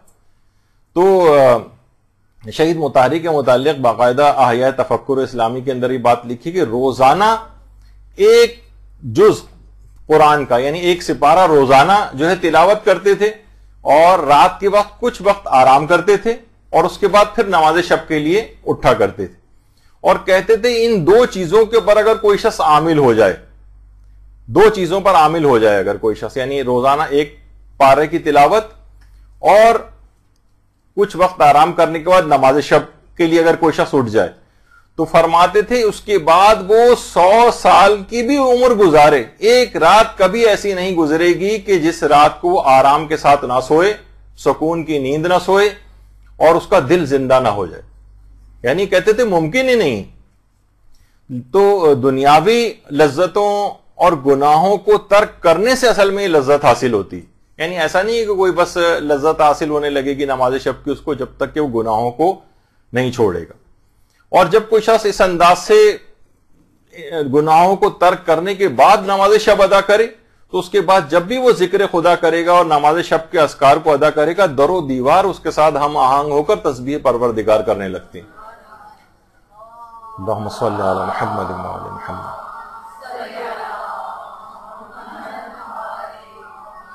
باقاعدہ کتاب برق اللہ پارسائی کے اندر، یعنی پارسائی اور زہد و تقوی کا اوج اور پیک جسے کہا جائے، وہ آیت اللہ کوہستانی کو کہا جاتا ہے، اسی نام سے ان کی کتاب بھی لکھی گئی ہے ان کی سیرت پہ۔ اور یہ آیت اللہ کوہستانی وہی ہیں کہ جو کہ شاہ عبد العظیم جن کا روضہ تہران میں ہے، وہیں پر ان کی قبر مبارک بھی آیت اللہ کوہستانی کی.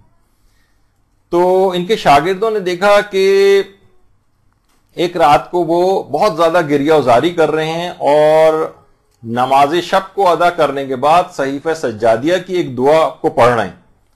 ہم لوگ بہت دیکھ کر حیران اور کچھ دہشت زدہ سے بھی ہو گئے کہ ان اذکار کی صدائیں در و دیوار سے بھی اٹھتی ہوئی محسوس ہو رہی ہیں، یعنی در و دیوار سے صدائیں بلند ہو رہی ہیں. اور یہی بات آخوند کاشی کے متعلق بھی کہی جاتی.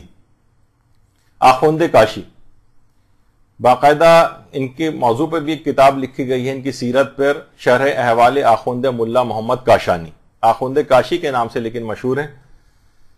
اچھا، یہ استاد تھے آیت اللہ نجفی کوچانی کے. یہ جو درمیان میں بیٹھے ہوئے آیت اللہ نجفی کوچانی، اور ان کی تصویر اگر آپ پہچانے تو وہی ہیں جو کہ پاؤں میں رسی باندھ کے ایک دوسرے کو نماز شب کے لیے جگائے کرتے تھے، اس سے پہلے جو آپ نے دیکھا. تو یہ استاد تھے آیت اللہ نجفی کوچانی کے بھی آخوند کاشی.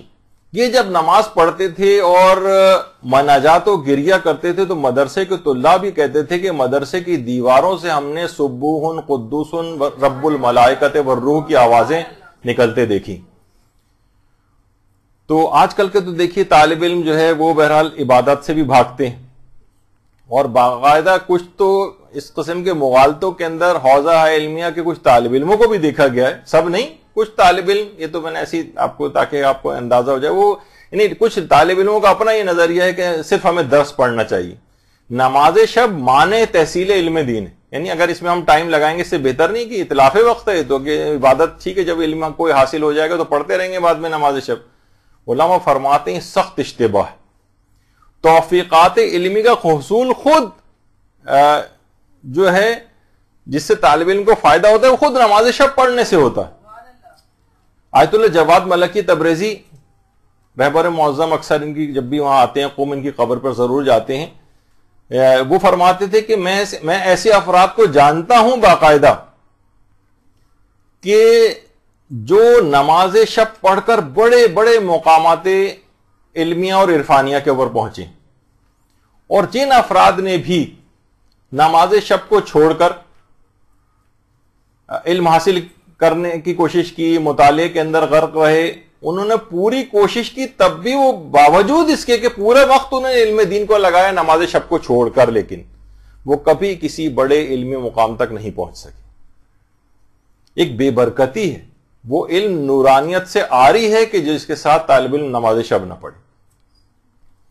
بلکہ ابھی آپ نے سنا تھا کہ وہ شخص ہمارا شیعہ نہیں، جو شیعت سے خارج ہے، وہ شخص کہ جو کہ نماز شب نہ پڑھتا ہو. اب بتائیے شیعت سے خارج ہونے کے بعد کون سا علمی مقام آپ کو حاصل کرنا ہے؟ بہت سے لوگ تو شرارتاً بھی اس بات کی باتیں کرنے لگے کہ نہج البلاغہ کے اندر مولا کا فرمان ہے کہ یقین کی حالت میں سو جانا شک کی حالت میں نماز سے بہتر ہے، تو ہم یقین کی حالت میں سو جاتے ہیں. اچھا، یہ نہیں پتا کہ حکمت نمبر 97 جا کر آپ نہج البلاغہ میں دیکھیے گا کہ اس سے پہلے کا جملہ کیا ہے. امام نے خارجی کے متعلق یہ بات کہی تھی، ایک خارجی سے امام نے یہ بات سنی تھی کہ وہ نماز شب جو ہے کا بہت پابند ہے اور تلاوت قرآن بھی وہ بہت زیادہ کرتا ہے. تو امام نے پھر یہ جملے کہے تھے کہ شک کی حالت میں نماز پڑھنے سے بہتر ہے یقین کی حالت میں سو جاتے ہیں. خارجی کے متعلق، یعنی آپ اپنے لیے خارجی کا قول امام کا جو ہے وہ پیش کر رہے ہیں. جو دین سے خارج تھا، جو دشمنی امیر المجرمین خارجیوں نے جنہوں نے جنگ کی ہے امام سے، وہ اس قسم کے زاہد خشک ہوا کرتے تھے کہ کفر کے باوجود وہ اس طرح سے یہ والا عمل کرتے تھے. ان کے متعلق امام نے یہ بات کہی تھی. تو آج کل مومنین اپنے لیے کہہ رہے ہیں ہم یقین کی حالت میں سو جاتے. خیر، تو بہرحال اب آ جائیے، یہ تو اس کی کچھ اس لحاظ سے بات تھی.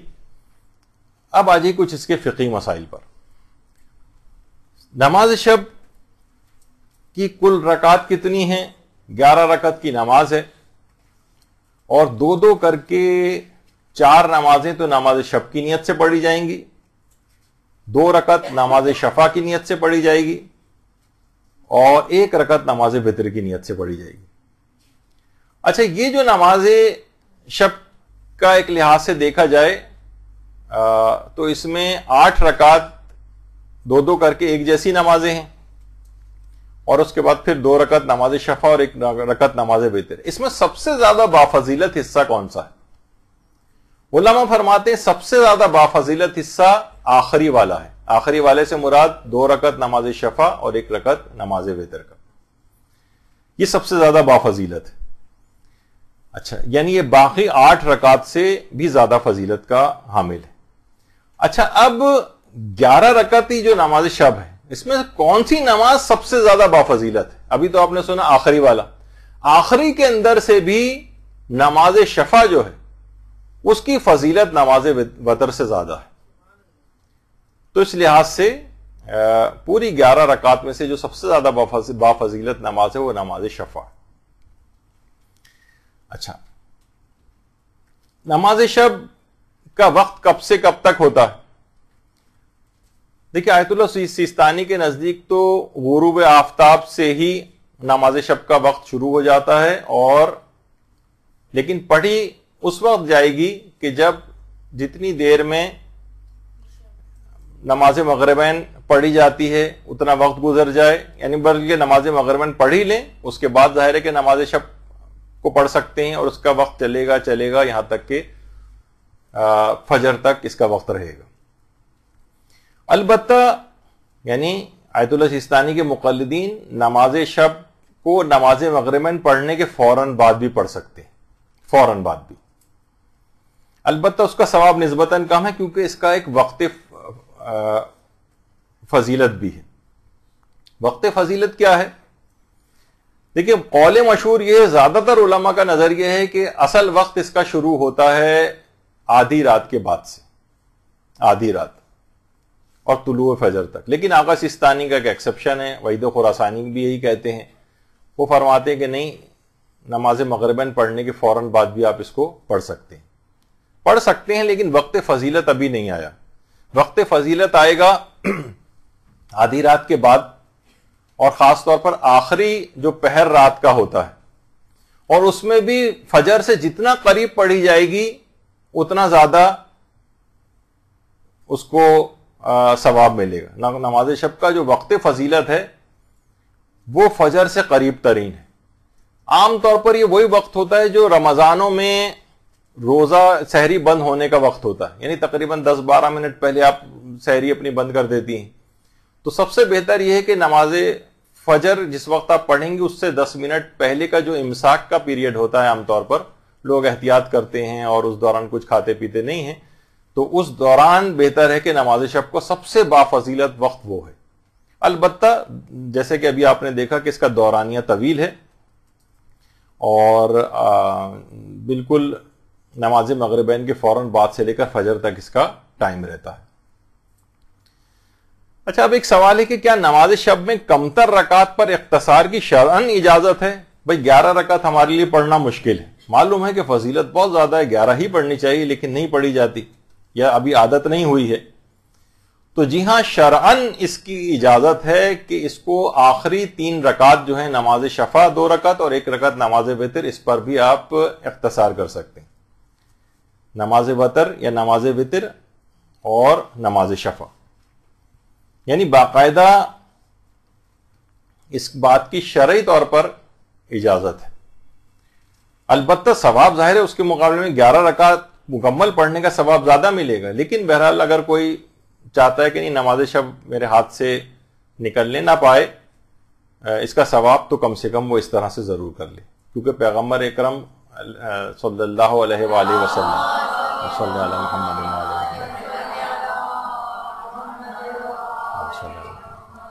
وہ فرماتے ہیں کہ علیکم بصلاۃ اللیل ولو رکعۃ واحدہ، نماز شب کی پابندی کرو چاہے 1 رکعت ہی کیوں نہ پڑھو. تو اگر کوئی شخص 3 نہیں پڑھ سکتا تو کم سے کم 1 رکعت تو نماز شب پڑھ ہی لے. یعنی ایسا نہ ہو کہ بالکل نماز شب کو لوگوں نے چھوڑ رکھا ہو جبکہ اتنی سہولتیں اور آسانیاں. تو اور اس کے اندر اس بات کا بھی ہے جو ہم پچھلی مرتبہ بیان کر چکے ہیں کہ نافل فجر کو بھی نماز شب کے ساتھ ملا سکتے ہیں. یعنی اگر کسی نے نماز مغربین پڑھی اور نماز مغربین پڑھنے کے بعد نماز شب پڑھ لی تو وہ اس کے فوراً بعد نافل فجر بھی پڑھ سکتا ہے. یعنی اس کے بعد नाफिले फजर पढ़ ले तो ये भी उसको एक खसूसियत सहूलत हासिल हो जाएगी। अच्छा, अब जो अफराद भी जिन पर भी कज़ा नमाजें हों उनके लिए उलमा एक तजवीज़ देते हैं आमतौर पर। कज़ा नमाज इतनी ज़्यादा हैं, इससे लोग फौरन कहते हैं कि क्या बेहतर नहीं है कि हम अपनी मुस्तहब नमाजों को छोड़ें, चाहे वो नमाज शब ही क्यों ना हो, और अपनी कज़ा उतार लें। ये भी बिल्कुल सही बात है, अपनी कज़ा को बहरहाल फौकियत और अहमियत ज़्यादा देनी चाहिए, आखिरत में पूछा तो उसी का जाएगा। लेकिन उलमा फरमाते हैं कि बहरहाल नमाज शब को भी क्यों छोड़ें, तो एक तरीक़ेकार कर सकते हैं कि जो 8 रकतें आप पढ़ते हैं उससे पहले नमाज शब की नीयत से 2-2 रकत करके जो 4 नमाजें हैं, उसके बजाय आप कोई भी 8 रकतें कज़ा पढ़ लें। मसलन जोहर असर पढ़ लें, जोहर असर ही की नीयत से, अभी इसकी तफसील भी आ रही है, या मसलन फजर की 2-2 करके 4 नमाजें कज़ा पढ़ लें, और जो 3 रकतें हैं वो आप नमाज शबी की नीयत से पढ़ें, यानी नमाज शफा की 2 रकत और 1 रकत नमाज वतर। तो उस लिहाज से ये इसका एक आपको मिल जाएगा सवाब कि आपकी कज़ा नमाजें भी एक लिहाज से उतर गई और नमाज शब का भी आपको सवाब मिल गया, क्योंकि शरन इस बात का इख्तियार है, इख्तिसार कर सकते हैं। आपने देखा कि 3 रकात के ऊपर भी और हत्ता कि 1 रकत तक के ऊपर भी इख्तिसार किया जा सकता है और मुख्तसरन 1 रकत नमाज भी पढ़ी जा सकती। तो ये उनके लिए बहरहाल एक तजवीज़ थी। अलबत्ता ये है कि एक चीज़ जो बहुत राइज है कि अगर कोई शख्स नमाज शब पढ़ रहा है, लोग ये कहते हैं उसी के अंदर भी अपनी वो कज़ा नमाजों की नियत कर ले, तो कज़ा वाजिब नमाजों में आयतुल्लाह सिस्तानी भी ये बात फरमाते हैं कि इसके अंदर तदाखुल मुमकिन नहीं। यानी कज़ा नमाज आपने कहा कि मैं यही जो 2-2 रकत करके मसलन नमाज पढ़ रही हूँ, ये फजर की भी हो रही है और इसी में ही मैं नमाज शब की भी नियत कर रही हूँ। हाँ, 2 नमाजों को यानी एक वाजिब नमाज और एक ये वाली नमाज शब इस तरह से मिला के इनका तदाखुल आपस में नहीं हो सकता। यानी अगर आप कज़ा नमाज पढ़ेंगी तो कज़ा नमाज ही उतरेगी, और अगर नमाज शब पढ़ेंगी तो नमाज शब ही काउंट होगी। यानी इन दोनों की नियतों को आपस में मिला नहीं सकते। अलबत्ता क्या है, आमतौर पर उलमा इस तरह की मिसालें भी देते हैं जो आपने सुना होगा कि लोगों को जिसकी वजह से शायद ये इश्तिबाह होने लगता है कि ऐसा किया जा सकता है। वो एक अगर हम जैसे रमजान के रोजे में भी होता है कि किसी ऐसे दिन रमजान का रोजा आ गया, मसलन 18 ज़िले आ गई और किसी पर कज़ा रमजान के रोजे मौजूद हो तो वो मुस्तहब रोजा नहीं रख सकता, लेकिन उसका भी दिल महसूस के रह जाता है कि काश मुझ पर कज़ा रोजे ना होते तो आज मैं मुस्तहबी रोजा रख लेता।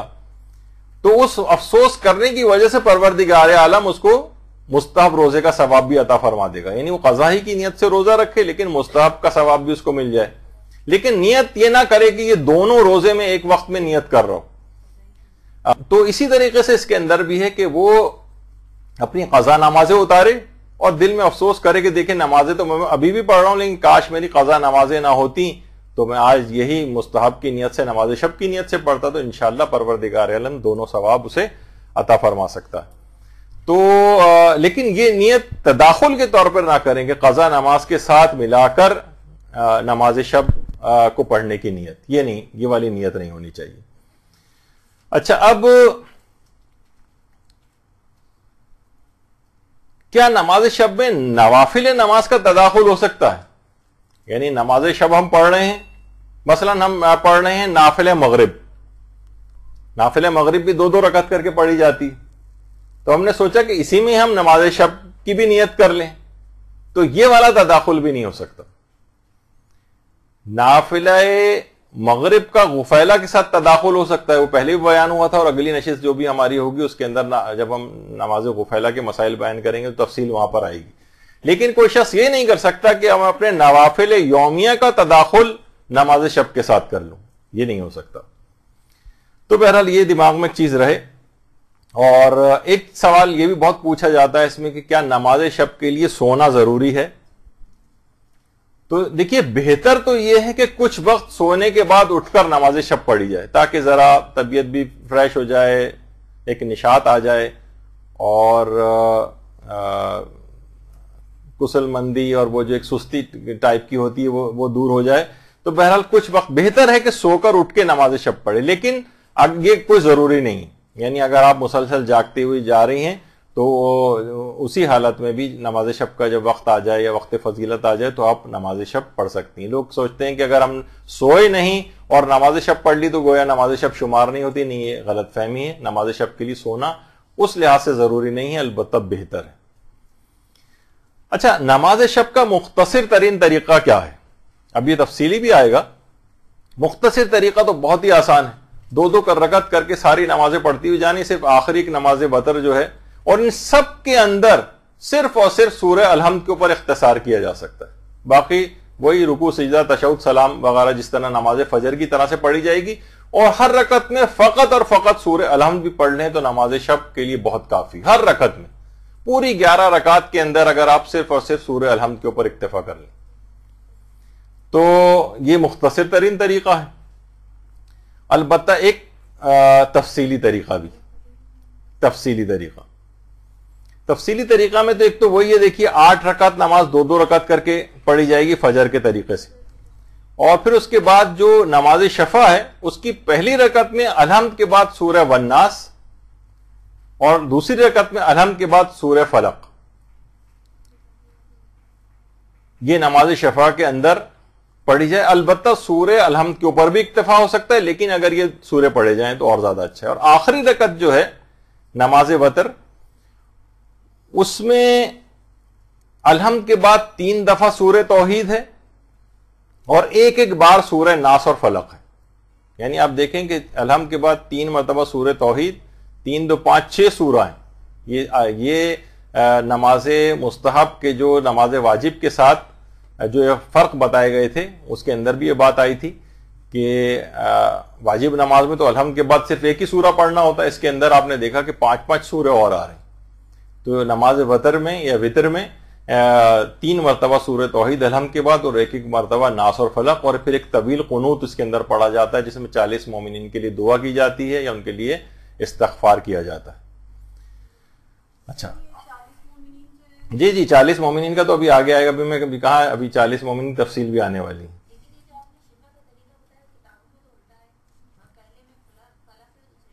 ممکن ہے کہ غلط اس میں لکھا ہو، لیکن بہرحال یہ کہ یہ طریقہ ہے اس کے اندر. اور ہاں ایک اور بھی بات بتا دی جائے کہ اس کے جو یہ سورے ہیں ان کی ترتیب کو بھی بدلنے کا آپ کو اختیار ہے، یعنی جائز ہے آپ کے لیے. بلکہ ان سوروں کو چھوڑ کے کوئی اور سورے کا بھی انتخاب کیا جا سکتا ہے. جی ہاں. اچھا، اب ایک تو وہی ایک نگاہ میں اگر اس کو دیکھا جائے تو اس طرح سے جو بھی طریقہ کار بیان ہوا اس میں اس طرح سے اس نماز کو جو ہے وہ پڑھا جائے گا. وہ تو کبھی خیر بیان ہو گیا. اچھا، اس کے بعد نماز کے بعد کچھ اذکار ہیں تفصیلی طریقے. اس میں 70 مرتبہ استغفر اللہ ربی واتوب الیہ، 70 مرتبہ ھذا المقام العائذ بک من النار، یہ اس کے اندر ہے. تو یہ اس کے اندر پڑھا جاتا ہے. 300 مرتبہ الف، 1 مرتبہ رب اغفر لی وارحمنی وتب علی انک انت التواب الغفور الرحیم، اور آخر میں 1 مرتبہ ھذا المقام العائذ بک من النار. یہ والا ذکر اس کے اندر پڑھا جاتا ہے. اچھا، نماز شب کے بعد دیکھیے دعا کی بہت اہمیت ہے، اور دعا لازمی قبول ہوتی ہے نماز شب کے بعد. باقاعدہ کتاب ایک ہے میرۃ الاحوال کے نام سے، اس میں آیت اللہ وحید بہبہانی کے پوتے آقا احمد بہبہانی نے ایک واقعہ لکھا ہے. آیت اللہ وحید بہبہانی استاد الاصولیین کہلاتے ہیں. آیت اللہ باقر وحید بہبہانی، جنہوں نے باقاعدہ اخباریوں کو ایک مناظرے کے بعد شکست فاش دی تھی، اور اس کے بعد سے اخباری پھر کبھی سر نہیں اٹھا سکے. تو ان کے پوتے ہیں آقا احمد بہبہانی. انہوں نے لکھا ہے باقاعدہ کہ ملا تقی مجلسی جو علامہ مجلسی کے والد تھے، جس رات علامہ باقر مجلسی پیدا ہو رہے تھے تقی مجلسی کے گھر، تو ان کے والد نے اس رات نماز شب ادا کی تھی، اور نماز شب ادا کرنے کے بعد بہت زیادہ گریہ وزاری کیا تھا، اور دعا کی تھی کہ پروردگار اللہم بحق محمد و آل محمد، اس پیدا ہونے والے بچے کو دین خدا اور احکام سید المرسلین کو نشر کرنے والا قرار دینا، اور پروردگارہ اس کی تائید کرنا اور اس کی توفیقات کے اندر اضافہ فرمانا. اور اسی وقت گہوارے جیسی یہ دعا ختم ہوئی اسی وقت گہوارے سے آیت اللہ باقر مجلسی کے رونے کی آواز جو ہے وہ بلند ہوئی. تو یہ دونوں باپ اور بیٹے ایک ہی زری کے اندر جو ہے وہ دفن ہیں. اور آیت اللہ احمد بیابانی فرماتے ہیں کہ یقیناً یہ ان کے والد کی نماز شب کے بعد دعا کی تاثیر کا نتیجہ ہے کہ باقر مجلسی نے اتنے بڑے علمی مقام کو اور اتنی دینی خدمات کو انجام دیا. اچھا، اب ایک چیز اور جو اس کے اندر ایک سوال پوچھا جاتا ایک ہے کہ کیا نماز شفا میں قنوت پڑھنا ہے؟ تو دیکھیے، نماز شفا میں قنوت نہیں ہے. نماز شفا میں قنوت مشروع نہیں ہے آیت اللہ سیستانی کے نزدیک، لیکن یہ سب مراجع کا متفقہ نظریہ نہیں ہے، بلکہ آیت اللہ خوئی تو مستحب قرار دیتے تھے کہ نماز شفا میں قنوت پڑھا جائے. لیکن بہرحال آیت اللہ سیستانی کے نزدیک اس کی مشروعیت نہیں ہے، نماز شفا میں قنوت نہ پڑھا جائے. اور البتہ جو نماز وتر یا نماز وتر ہے اس میں قنوت پڑھا جاتا ہے. لیکن کیا اگر ہم چاہیں کہ اس میں بھی قنوت نہ پڑھیں تو کیا اجازت ہے؟ تو جواب ہے کہ جی ہاں، نماز وتر کو بھی بغیر قنوت کے پڑھ سکتے ہیں، بغیر قنوت کے پڑھنے کی اس کو اجازت ہے. اور طویل ترین قنوت اس کو پڑھا جائے، اس کے اندر طویل دعائیں ہیں وہ مانگی جائیں. حتیٰ کہ جب ایران عراق جنگ ہو رہی تھی تو کتنے ہی فوجی اس رات کو جب راتیں ہوتی تھیں تو وہاں پر بھی نماز شب پڑھا کرتے تھے محاذ کے اوپر، اور وہاں پر بھی دعائے قنوت جو ہے اس کے اندر پڑھتے تھے. اور کچھ علماء کے تو یہاں تک حالات میں ملتا ہے کہ وہ نماز وتر کے قنوت میں دعائے ابو حمزہ صومالی پڑھتے تھے. دعائے ابو حمزہ صومالی رمضان المبارک کی کتنی طویل ترین دعا ہے وہ تک پڑھتے تھے. آیت اللہ بہجت کہتے ہیں ایک زمانہ دیکھا تھا ہم نے اپنے جوانی کے دور میں حرم امیر المومنین میں، جب وہاں پر طالب علمی کا دور تھا، کہہ رہے ہیں ہم نے ایک دفعہ خود گنا تھا کہ حرم امیر المومنین کے صحن میں تقریباً اس وقت 70 یا 100 افراد نماز شب کے قنوت میں دعائے ابو حمزہ صومالی پڑھ رہے تھے. تو ان طویل ترین قنوت پڑھنے سے علماء نے بڑے بڑے مقامات کو حاصل کیا. آیت اللہ بہجت کہتے تھے آج تعصف کی بات ہے کہ علم کے اتنے اس کے اوپر فائز ہونے کے بعد بھی آج کل لوگ اتنے طویل قنوت کو نماز شب وغیرہ کے اندر نہیں پڑھتے. تو بڑے بڑے مقامات کو علماء نے حاصل کیا ہے. یہی آیت اللہ مرزا تنکابنی جو کہ انہوں نے اپنے والد کے متعلق یہ بات لکھی ہے کہ ایک دفعہ میں سو کر اٹھا تو دیکھا کہ اپنے والد کے رونے کی میرے آواز آ رہی. تو میں نے دیکھا کہ نماز شب پڑھ کر میرے والد بیٹھے ہوئے ہیں. تو میں نے پوچھا کہ بابا جان یہ رونے کی کیا وجہ ہے؟ کہنے لگے ابھی جب میں نماز وتر کا قنوت پڑھ رہا تھا تو اس قنوت میں میں نے مناجات 15 پڑھی تھی. امام زین العابدین علیہ السلام کی 15 مناجاتیں، اللہم صلی علی محمد وآل محمد، جو کہ رمضان کے اندر شب قدروں میں بھی پڑھی جاتی ہے، مناجات تائبین خاص طور پر، اور مناجات 15 جو 15. کہہ رہے ہیں اس وقت جب میں نماز شب کے قنوت میں یہ 15 مناجاتیں میں نے پڑھی تو ہاتف غیبی کی طرف سے مجھے ایک آواز آئی ہے، ایھا العالم العامل، اے عالم باعمل. کہہ رہے در و دیوار سے، اور کہنے لگے کہ خبردار جب تک میں زندہ ہوں یہ بات کسی کو مت بتانا. تو باقاعدہ قصص العلماء میں بھی ہے یہ واقعہ، سیمائے فرزانگان میں بھی ہے. تو طویل ترین قنوت اس کی خود واجب نمازوں میں بڑی اہمیت ہے. روایات میں یہ ہے کہ جس شخص کا بھی نماز میں قنوت طولانی تر ہوگا اتنا ہی پورے صراط پر اس کا سکون طولانی تر ہوگا. تو کتنے ہی دیکھیں علماء ایسے ہیں کہ جو طویل ترین قنوت کے اندر بہت مشہور ہے. نماز شب میں طویل ترین قنوت امام خمینی کے استاد آیت اللہ نخودکی، یہ طویل ترین قنوت کے اندر بہت مشہور ہیں. اس کے علاوہ آیت اللہ سید محمد باقر درچائی، یہ دعائے ابو حمزہ صومالی، مناجات 15، یہ سب طویل ترین قنوت نماز شب کے پڑھا کرتے تھے، یعنی ان کے نام بہت زیادہ شہرت رکھتے ہیں.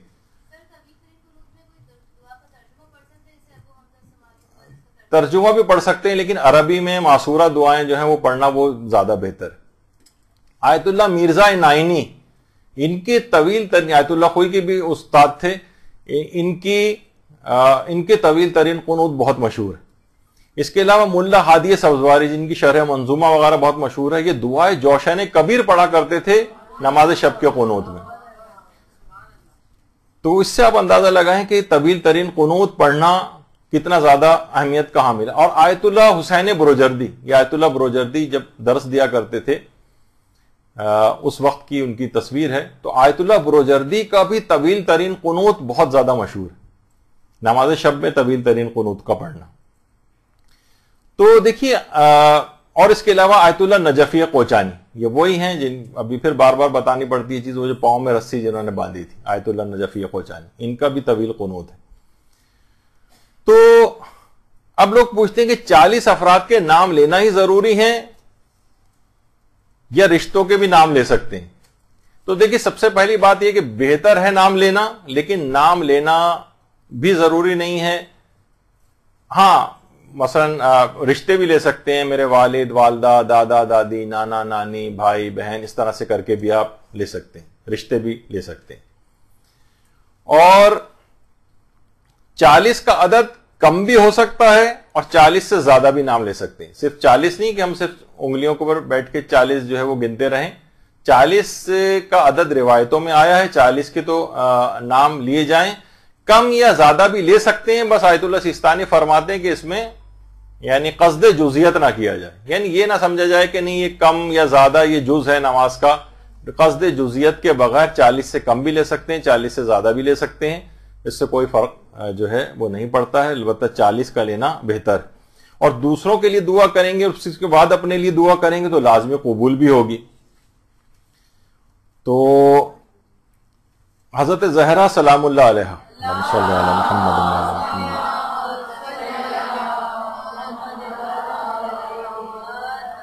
پیغمبر سے نقل فرماتی ہیں کہ ہر ایک کے لیے انسان نماز کے بعد ہر ایک کے لیے دعا کرے، جس نے خود کے لیے دعا کی اور دوسروں کو فراموش کر دیا اس نے ان سے جفا اور غداری کی۔ تو دیکھیے یہ بھی اس بات کی بھی بڑی اہمیت ہے کہ پہلے دوسروں کے لیے دعا کریں گے، اپنے لیے کریں گے تو انشاءاللہ آپ کے لیے تو لازمی وہ دعا قبول ہو جائے گی۔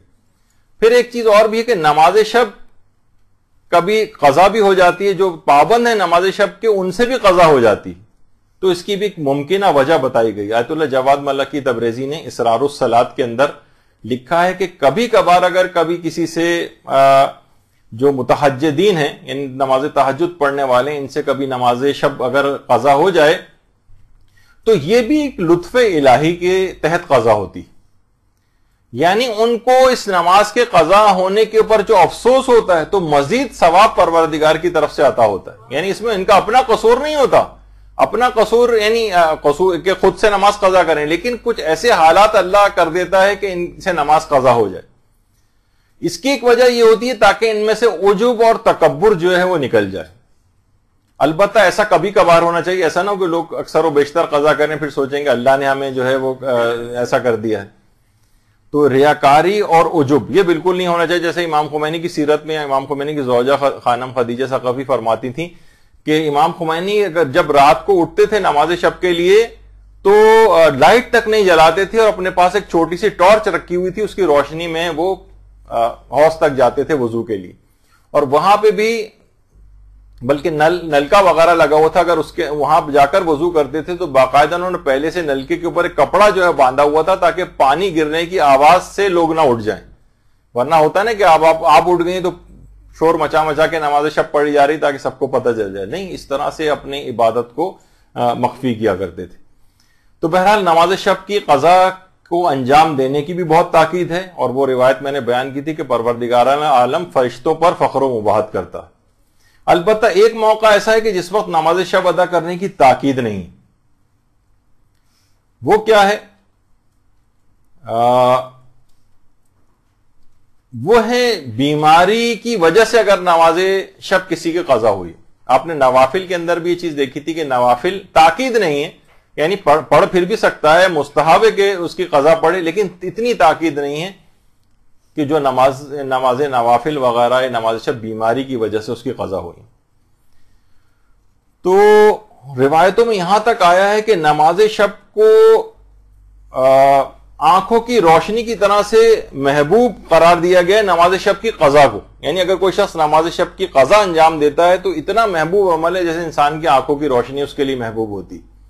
بعض عرفا تو ساری رات سوتے نہیں تھے اس خوف سے کہ کہیں نماز شب ان کی کہیں مس نہ ہو جائے, سوتے رہ جائیں اور نماز شب قضا ہو جائے. اتنا بڑا نقصان, جیسے کسی کو بہت منت و مرادوں کے بعد کسی ملک کا ویزا مل گیا ہو اور اس کی فلائٹ ہو اور اس کو ساری رات نیند نہیں آتی ہے, کہ ایسا نہ ہو کہ میں سوتا رہ گیا تو فلائٹ ہی میری نکل جائے.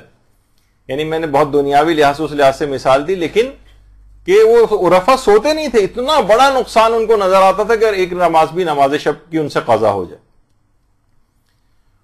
اچھا, اگر نماز شب آپ نے پڑھ رہی تھی اور نماز فجر کا وقت آ جائے تو اس میں فقہا فرماتے ہیں کہ اگر کسی نے 4 رکعتیں نماز شب کی پڑھ لی تو وہ باقی رکعات جو ہیں, اب اس کی کیا ذمہ داری, کیا یہ پہلے نماز فجر پڑھے اور پھر نماز شب پڑھے, یا یہ کہ نماز شب کو کنٹینیو کرے. اس لحاظ سے اگر کنٹینیو کرے گا تو فجر کی نماز دیر سے ملے گی اس کو.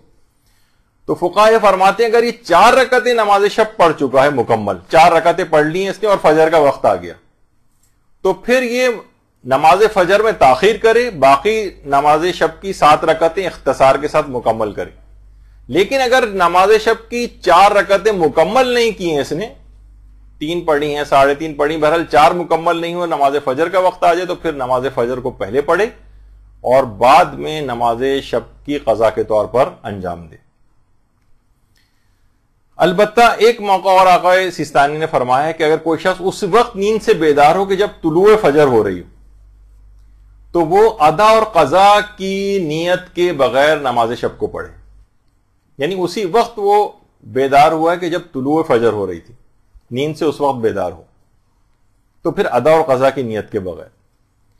اچھا, وہ علماء کے جو کہ کہتے ہیں آدھی رات کے بعد وقت شروع ہوتا ہے, آقا سیستانی کے نزدیک تو خیر پہلے ہی آ جاتا ہے, لیکن ان کے لحاظ سے بھی نماز شب کی قضا زیادہ بہتر ہے بنسبت قبل از وقت پڑھنے کے. وہ بھی رجائے مطلوبیت کی نیت سے, اکثر علماء جو آدھی رات کے بعد کے بھی قائل ہیں وہ کہتے ہیں رجائے مطلوبیت کی نیت سے آدھی رات سے پہلے بھی پڑھی جا سکتی ہے, لیکن زیادہ بہتر یہ ہے کہ وقت سے پہلے پڑھنے کے بجائے قضا کر کے پڑھنے کا ثواب زیادہ ہے. اور وہ بھی بات بیان ہوئی تھی شاید اس سے پہلے بھی کہ وہ علماء جو آدھی رات کے قائل ہیں وہ کہتے ہیں جو شخص بیمار ہو, مسافر ہو, کوئی جلدی ہو, یا اسے پتا ہے کہ میں سویا تو اٹھ نہیں سکوں گا, اس کو آدھی رات سے پہلے بھی اجازت ہے کہ وہ نماز شب پڑھ کر سو سکتا ہے. اچھا, یہ جو نماز شب ہے آخر یہ قضا کیوں ہوتی؟ دیکھیے, ایک وجہ تو خود حضرت امیر المومنین علیہ الصلوۃ والسلام نے بیان کی.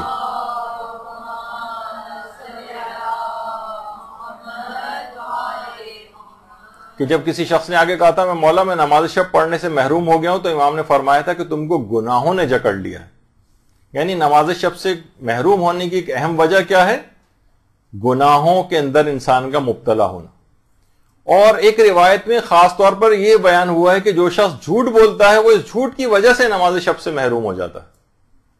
اور علماء اس میں فرماتے ہیں خاص طور پر وہ جھوٹ جو رات کے وقت بولے جاتے ہیں. یعنی اگر کوئی شخص رات کے وقت جھوٹ بولتا ہے تو اس کا لازمی ایک نتیجہ یہ نکلتا ہے کہ پھر نماز شب کے لیے بیدار ہونا اس کے لیے بہت مشکل ہے. اور علماء فرماتے ہیں کہ مال حرام بھی اس کی ایک وجہ ہے اور مال مشکوک بھی اس کی ایک وجہ ہے.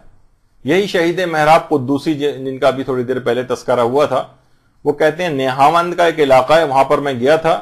عام طور پہ علماء تبلیغات کے لیے جاتے ہیں, تو میں جس گھر میں جا کر ٹھہرا تھا وہاں روزانہ میں جب رات کا کھانا کھا کر اٹھتا تھا تو بمشکل فجر کے لیے اٹھ پاتا تھا. نماز شب تو روزانہ قضا ہو جاتی تھی. کہہ رہے میں حیران ہو گیا کہ آخر یہ کیا ہے. پھر میں نے توجہ اختیار کی, میں متوجہ ہوا تو معلوم چلا جس گھر میں ٹھہرا ہوا ہوں وہاں اس شخص کی کمائی مشکوک ہے. جو کھانا وہ کھلاتا تھا اس کی کمائی مشکوک ہے.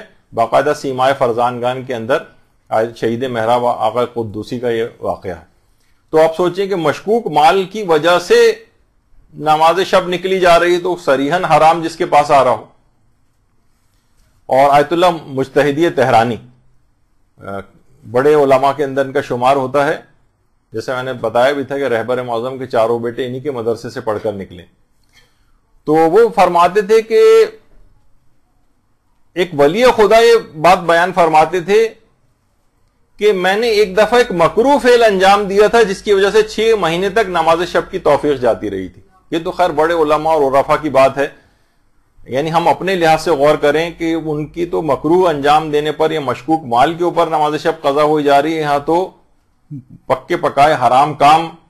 سوچیے کہ گناہوں کا کتنا زیادہ اثر ہوگا جب ایک مکروہ کام کا اتنا اثر ہو رہا ہے، حرام غذاؤں کا کتنا اثر ہوگا جب مشکوک غذاؤں کا اثر ہو رہا ہے، اور حلال غذا بھی اگر ہے بالفرض اور وہ بھی انسان بسیار خوری کرے اور بہت زیادہ کھائے، اس کا بھی نتیجہ یہ ہے کہ وہ نماز شب اس کی بہت امکان ہے کہ قضا ہو جائے گی. بسیار خوری اور بہت زیادہ کھانا، یعنی حلال غذا بھی اگر زیادہ کھائی جائے تو وہ بھی نتیجہ اور اثر رکھتی ہے نماز شب کے قضا ہونے میں. توفیقات سلب ہوتی ہیں اوور ایٹنگ وغیرہ کرنے سے. شیخ عباس قمی صاحب مفاتیح الجنان، ان کے بیٹے تھے محسن محدث زادہ قمی. ان کی تو باقاعدہ میں نے خود، ان کا بھی چند سال پہلے انتقال ہو گیا ہے، باقاعدہ یہ ابھی تک حیات تھے. ایک لحاظ سے آخری ان کے ایک بیٹے تھے شیخ عباس قمی. ان کی میں نے خود قوم میں ایک مرتبہ ایک بازار میں زیارت بھی کی تھی، وہاں سے گزر رہے تھے. ان کے ایک اور بیٹے بھی تھے شیخ عباس قمی کے، علی محدث زادہ قمی. علی محدث زادہ قمی فرماتے ہیں کہ ایک دفعہ میں نے دیکھا کہ میرے والد بہت زیادہ رو رہے ہیں، یعنی شیخ عباس قمی. میں نے پوچھا کہ بابا جان کیا بات ہے، کیوں رو رہے ہیں؟ کہہ رہے ہیں بیٹا آج میری نماز شب قضا ہو گئی. کہا بابا واجب تو نہیں تھی نا نماز شب، مستحبی تو ہے، کوئی گناہ تو آپ سے نہیں ہوا، مستحبی تو ایک لحاظ سے چھوٹا ہے. کہا کہ بیٹا میں یہ سوچ رہا ہوں کہ آخر ایسا میں نے کون سا عمل انجام دیا تھا کہ مجھ سے توفیق نماز شب چھن گئی آج کی رات. تو علماء اس قدر پریشان ہوتے تھے. تو بہرحال علماء یہی بات فرماتے ہیں کہ نماز شب نہ پڑھنے والوں پر اتنی فضائل سننے کے بعد بھی واقعتاً بہت حیرت ہے. تو آخر کیا ایسا کریں کہ بیدار ہو جائیں نماز شب کے لیے؟ دیکھیے اتنے اہم موضوع، آج میرے پاس اتنا وقت بھی نہیں ہے، نہ اس مزید اس کے اوپر مجھے ابھی فی الحال کوئی لینا ہے، بلکہ ایک ہمارا یوٹیوب وغیرہ اس کے اوپر کلپ موجود بھی ہے نماز شب کے لیے بیدار ہونے کے طریقوں پر، مختصراً وہاں پہ بھی یہ چیزیں بیان کی. آج تو اتنا وقت بھی ہمارے پاس نہیں ہے، ورنہ پوری ایک کتاب الگ سے اس موضوع پر لکھی گئی ہے، فارسی زبان میں ہے، نماز شب کے لیے بیدار ہونے کے 100 طریقوں کے اوپر. تو بہرحال کیسے؟ تو اس کے اندر ایک طریقہ تو وہی ہے سورہ کہف کی آیت نمبر 110، کہ اگر کوئی شخص سوتے وقت سورہ کہف کی یہ والی آیت پڑھے گا، آیت نمبر 110، تو جس وقت بھی چاہے گا وہ نیند سے بیدار ہو جائے گا. باقاعدہ کتابوں کے اندر یہ عمل بیان ہوا، اور یہ مشہور بھی ہے کافی، تو اس لحاظ سے اس کو ضرور پڑھا جائے. اور جو سحر کا وقت ہے، اور دیکھیے سحر کے وقت سے مراد ہمیشہ یہ بات ہوتی ہے فجر کی نماز سے 2 گھنٹہ پہلے، جس میں امام خمینی اٹھتے. لوگ وقت سحر سمجھتے ہیں کہ جس وقت فجر کا وقت ہو جائے، نہیں، سحر کے معنی یہ ہے کہ فجر سے 2 گھنٹہ پہلے تقریباً. اچھا ایک فقہی مسئلہ اس کے اندر اور بھی ابھی آتا ہے کہ نماز شب کو کتنی آواز سے پڑھنا افضل ہے، کتنی آواز ہونی چاہیے؟ تو دیکھیے بلند آواز سے پڑھنا اس کو افضل ہے، بشرطے کہ وہی کہ لوگوں کو اٹھانے کی نیت وغیرہ نہ ہو، ریاکاری کی کوئی نیت نہ ہو، ورنہ نماز شب کو بلند آواز سے پڑھنا افضل ہے. اچھا پھر ایک سوال یہ بھی پوچھتے ہیں کہ لوگ کہ کیا نماز شب کو پے در پہ انجام دینا ضروری ہے؟ یعنی بس ایک ہی ون گو کے اندر پڑھتے چلے جائیں، ایک ساتھ پوری 11 رکعتیں پڑھ لیں؟ نہیں، اس کے اندر وقفے دے سکتے ہیں. مثلا آپ نے 4 رکعت پڑھ لی، تھوڑا سا کچھ کام وام کر لیا یا سو گئے، پھر اس کے بعد مزید پڑھ لی. اور پیغمبر کی اپنی سیرت میں بھی ملتا ہے کہ ایک ہی رات میں کئی مرتبہ سوتے اور جاگتے تھے اور عبادت خدا میں مشغول ہو جاتے تھے، کہ رات میں جس پہر پہ بھی اگر کوئی شخص ان کے گھر میں سے بیزار ہوتا تو ہمیشہ پیغمبر کو نماز میں مشغول پاتا تھا. تو پیغمبر ایک وقت میں عبادت انجام نہیں دیتے تھے کہ مستقل پھر جاگتے رہے، بلکہ کئی مرتبہ تھوڑی دیر سوتے اور جاگتے تھے. باقاعدہ ڈاکٹر علیم نے پورے اس کے اوپر ہمارے ریسرچ بھی کی ہوئی ہے، کس اعتبار سے وہ آپ ان سے کبھی موقع ملے گا تو بتائیں گے کہ اصلاً اس 2 گھنٹے کا جو پیریڈ ہوتا ہے اس میں سب سے زیادہ برین آپ کا اس نیند کو صحیح طور پر استعمال کرتا ہے. اس سے زیادہ جب آپ سو رہے ہوتے ہیں نا تو وہ اس کا کوئی خاص فائدہ آپ کے جسم پر منطبق بھی نہیں ہوتا. تو پیغمبر اس طرح سے پاکٹس کے اندر جو ہے وہ سوتے اور جاگتے تھے اور عبادت خدا انجام دیتے تھے. اور ایک سوال لوگ یہ بھی پوچھتے ہیں کہ ہم نے نماز شب کے لیے وضو کیا تھا، اب اس کے بعد نماز فجر کا وقت آ جائے گا تو کیا ہمیں کوئی الگ وضو کرنا پڑے گا؟ نہیں، نماز شب کے لیے کیے گئے وضو سے ہی آپ نماز فجر پڑھ سکتی ہیں۔ پھر لوگ یہ کہتے ہیں اکثر نماز فجر پڑھتے پڑھتے ہمیں مثلا امام حسین کی یاد آ گئی، یہی نماز ہے، اس امام کی بات یاد آ گئی تو ان پہ گریہ ہونے لگا، تو کیا اس بات کی اجازت ہے؟ تو یہ بھی پچھلی دفعہ مسائل میں بیان ہوئی تھی بات یہ کہ امام حسین پہ گریہ کرنا یہ بہرحال آخرت کے لیے اور اللہ کے لیے گریہ کرنے میں شمار ہوتا ہے، اور اکثر علماء، چند ایک فقہا کا اس میں اختلاف ہے، لیکن اکثر علماء اس کی اجازت دیتے ہیں، اور کچھ نے اشکال یا احتیاط واجب لگائی تو رجوع کر کے اجازت مل جاتی ہے۔ تو بہرحال گریہ بھی اس لحاظ سے اجازت ہے اس کی۔ اور نماز شب میں اگر کوئی کمی بیشی ہو جائے تو اس پہ سجدہ سہو بھی نہیں ہوتا، یہ بھی پچھلی مرتبہ بات ہو گئی تھی جب ہم نے فرق بیان کیے تھے۔ اور پیدل چلتے ہوئے چلتے پھرتے بھی نماز شب پڑھ سکتے ہیں، سواری پر اور ڈرائیو کرتے ہوئے نماز شب پڑھ سکتے ہیں۔ اس کو پڑھنے کا طریقہ بھی بیان ہوا تھا کہ معمولی سر کے اشارے سے رکوع اور سجدہ کر لیا جائے اور باقی نماز عام طریقے سے ہی پڑھی جائے، اور اگر سگنل پہ کبھی گاڑی رک جائے تو اس نماز کو روکنا ضروری نہیں ہے کہ جب چلے گی تو پھر ہم پڑھیں گے، نہیں، اسی نماز کو آپ کنٹینیو کریں، اسی طرح بیٹھے بیٹھے نماز پڑھی جا سکتی۔ اچھا، اور یہ بھی ہے کہ بیٹھ کر اگر پڑھی جائے گی تو رکعت کا دگنا کرنا ضروری نہیں ہے، جتنی 11 رکعت ہیں اتنی 11 رکعت ہی پڑھ جائیں، البتہ بہتر ہے کہ دگنی کر دی جائیں، لیکن یہ ضروری نہیں ہے، اور نماز شب وہی 11 رکعت ہی شمار ہو جائے گی۔ اور ایک مسئلہ اس میں یہ بھی، اگر کوئی شخص کسی نے منت مانی، باقاعدہ منت بھی دیکھیے نماز شب کی مان کر اپنے اوپر واجب کی جا سکتی، تو اگر منت مان لیے کسی نے تو پھر اس کو 11 رکعت ہی مکمل پڑھنا پڑے گی، پھر وہ 3 رکعتوں یا 1 رکعت پہ اختصار نہیں کر سکتا کہ میں نے منت مانی تھی اور اجازت بھی ہے کہ آخری 3 رکعت بھی اگر پڑھ لیں، نہیں، منت اگر مانی تھی تو پوری 11 رکعت یا تو 3 رکعت ہی کی منت مانے، ورنہ اگر صرف ایک پلین سمپل نیت کی منت مانی تھی کہ میں نماز شب پڑھوں گی تو پھر 11 رکعت ہی پڑھنا پڑیں گی، البتہ اس میں سورہ الحمد پر اکتفا کر سکتے ہیں، اور دوسرے رکعت یا تفصیلی طریقہ کار کو اختیار کرنا ضروری نہیں۔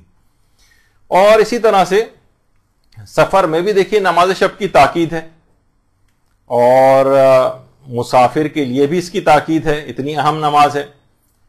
اور علماء ایک چیز اور بھی کہتے ہیں، نماز شب کا حق ادا کرنے کا ایک طریقہ ہے، وہ یہ کہ آپ کم سے کم کسی اور شخص کو اس کا عادی بنوا دیں، آپ خود اٹھائیں کسی کو، مثلا آپ کسی سہیلی وہ نہیں اٹھ پا رہی، آپ کہیں گی ٹھیک ہے میں تم کو کال کر دیا کروں گی، گھر میں کوئی اور فرد ہے اس کی ذمہ داری قبول کر لیں کہ آپ اسے لازمی نماز شب کے لیے جگائیں گی، کسی ایک کو اس کا عادی بنوا دیں، یہ واقعتاً کہا جائے گا کہ آپ نے نماز شب کے لیے کچھ کام کیا۔ تو بہرحال نماز شب ایک بہت فائدوں والی جو ہے وہ ایک نماز ہے، اور روایتوں میں بھی یہ بات آئی ہے کہ دن میں جو کیے گئے گناہ ہیں وہ بھی معاف ہو جاتے ہیں اس نماز کو انجام دینے سے، اور اس کا شمار اللہ کے مخلص بندوں کے اندر ہونے لگتا ہے۔ میرے پاس اتنا وقت نہیں ہے، تیز رفتاری سے ختم کرنا ہے، اور یہی وجہ ہے کہ آیت اللہ بہجت بھی یہ فرماتے تھے کہ نماز شب پڑھنے والے خاموش رات کی تاریکی میں میدان جیت گئے۔ حقیقتاً دیکھا جائے تو یہ انہوں نے بہت بڑا میدان مار لیا، اور دنیا اور آخرت کی ہر کامیابی کے متعلق آیت اللہ علی آقا قاضی فرماتے تھے دنیا چاہتے ہو تب بھی نماز شب پڑھو، اور آخرت چاہتے ہو تب بھی نماز شب پڑھو۔ بے تحاشا اس نمازوں کے فائدے ہیں، حتیٰ کہ روایتوں میں منازل الاخرہ میں بھی ہے کہ مختلف خیالی تصویریں بھی حضرت مریم علیہ السلام کی جو مختلف جگہوں کے اوپر آتی ہیں کہ جب حضرت اسرائیل ان کی قبضے روح کے لیے آئے تھے تو انہوں نے فقط مہلت کیا مانگی تھی اسرائیل سے کہ مجھے سجدے میں جانے تک کی مہلت دیتے، جب میں سجدے کے اندر چلی جاؤں تب میری روح کو قبض کر لینا۔ تو پھر وہ سجدے میں گئیں اور اس کے بعد قبض روح ہوا، اور انتقال کے بعد حضرت عیسیٰ نے جب آوازیں بلند کی تھی باقاعدہ کہ مادر گرامی اگر آپ دنیا کے اندر واپس آنا چاہیں تو آپ کس چیز کی خواہش مند ہیں؟ تو حضرت مریم اگرچہ انتقال کر چکی تھی لیکن روایتوں میں کہ ان کی آواز جو یہ آئی کہ میں اس بات کی خواہش مند ہوں کہ دنیا میں آ کر سرد راتوں کے اندر نمازوں کو ادا کروں اور دن میں سخت گرمیوں کے روزے رکھوں۔ تو بے شمار اس نماز کے جو ہے فائدے ہیں، آخرت کی زینت شمار کی جاتی ہے، چہرے کی خوبصورتی کی وجوہات بیان کی جاتی ہیں، روایتوں میں کہ اس کا چہرہ خوبصورت ہو جاتا ہے۔ باقاعدہ آیت اللہ شمس الدین وائزی سے پوچھا گیا کہ یہاں چہرے کے خوبصورت ہونے سے کیا مراد ہے، تو انہوں نے کہا اس سے مراد باطن دل ہے، یعنی اس کا باطن اتنا ہی زیادہ صاف ہو جاتا ہے، یعنی چہرے سے مراد یعنی یہ نہیں کہ وہ ٹھیک ہے نورانیت ضرور اس کے اوپر آئے گی. جیسے بلال حبشی اگرچہ کالے تھے سیاہ تھے لیکن نورانیت تھی. حضرت فضہ اگرچہ سیاہ فام تھی لیکن نورانیت تھی. جون حبشی اگرچہ سیاہ فام تھے لیکن ایک نورانیت تھی, جسم سے خوشبو کی لپٹیں ان کی اٹھ رہی تھیں شہادت کے بعد. تو نورانیت الگ چیز ہے, اور ایک ظاہری خوبصورتی وہ تو مختلف اداکاروں اور اداکاروں کے اندر بھی بہت ہوتی ہے, لیکن فسق و فجور کے ساتھ آخرت میں اس کا کوئی فائدہ نہیں. تو بہرحال ایک نورانیت اس کے اندر پیدا ہو جاتی ہے, اور اس کے علاوہ علم اور معرفت کے اندر اس کے اضافہ ہوتا ہے. دشمن کے مقابلے میں باقاعدہ نماز ہتھیار کے طور پر شمار ہوتی ہے. عمر اس کی بہت طویل ہو جاتی ہے, یعنی جلدی اس کو پھر موت نہیں. کتنے ہم علماء اور مراجع دیکھتے ہیں آج 98 سال 97 سال 100 سال 102 سال 105 سال, اور طویل عمروں کی وجوہات اس تو گناہ نہ کرنا ہی ہے, اور دوسرا ہے کہ نماز شب کی جو ہے وہ پابندی.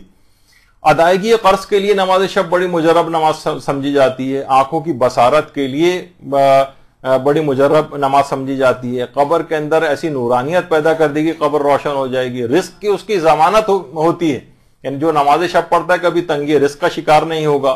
قبر کی تنہائی میں مونس بن کر یہ نماز آ جائے گی. گھر کے اندر ایک خاص نورانیت پیدا ہوتی ہے.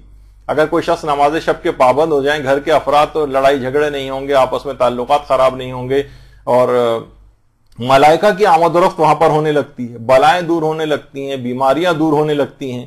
گناہوں سے انسان دور ہوتا ہے, جتنا گناہوں سے دور ہوتا ہے اتنا ہی زیادہ اللہ اس سے راضی و خوش ہوتا ہے. پروردگار نماز شب پڑھنے والے کے اعمال کو قبول کرتا ہے, اور حضرت اسرائیل کی جس وقت آمد ہوگی تو ان کی شفاعت کا سبب بنے گی یہ نماز شب. تو بے تحاشا اس نماز کے فوائد ہیں, اور ان ثواب اور فائدوں کے بعد بھی اگر کوئی شخص نماز شب کو نہ پڑھے تو وہ بہت زیادہ وہ محروم پروردگار کی بارگاہ کے اندر ہوگا کہ اتنے فوائد رکھنے, اتنی آسانیوں کو مہیا کرنے, اور اتنے آسان ترین طریقہ کہ فقط سورہ الحمد پہ بھی اکتفا اگر کر لیا جائے تو 5-6 منٹ کے اندر ہی پوری نماز ہو جاتی ہے. چلتے پھرتے ہو جاتی ہے, بیٹھ کر ہو جاتی ہے, سواری پر ہو جاتی ہے. کون سی سہولت ہے جو اس نماز شب کے لیے نہیں دی گئی, اور پھر بھی بندہ مومن اگر اس نماز کو ادا نہ کرے تو بہت بڑی محرومی کا سبب ہوگا. تو کوشش یہ کریں کہ جیسے کہ ابھی آپ نے سنا اور ایک رغبت پیدا ہوئی ہوگی, اس رغبت کو فوری طور پر استعمال میں لائیں, ڈیلے نہ کیجیے گا, اور آج سے جو پابند نہیں ہے اس نماز شب کو شروع کریں. چاہے اختصار کے ساتھ 1 رکعت سے شروع کریں, 3 رکعت پہ لے جائیں, پھر 11 رکعت پہ لے جائیں. واک اگر کوئی شخص کرتا ہے رات کے وقت تو واک کے دوران اس نماز کو جو ہے چلتے پھرتے پڑھ سکتا ہے. قبلہ رخ ہونے کی بھی شرط نہیں ہے. کتنی چیزیں ایسی ہیں کہ جو سارے فوائد کے ساتھ نماز کو انجام دینے کا اگر کوئی شخص عادی ہو جائے تو بڑے بڑے مقامات عالیہ کو حاصل کر سکتا ہے. تو گفتگو جی ہاں کر سکتے ہیں. جی ہاں, اس میں جتنا فجر سے قریب ہوگا وہ اتنا زیادہ فضیلت والا ہوگا.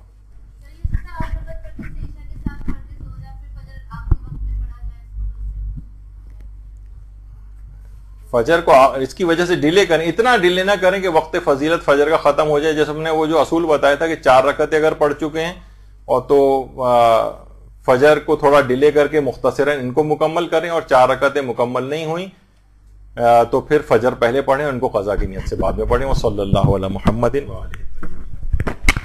برحمتك يا أرحم الراحمين وصلى الله على محمد وآله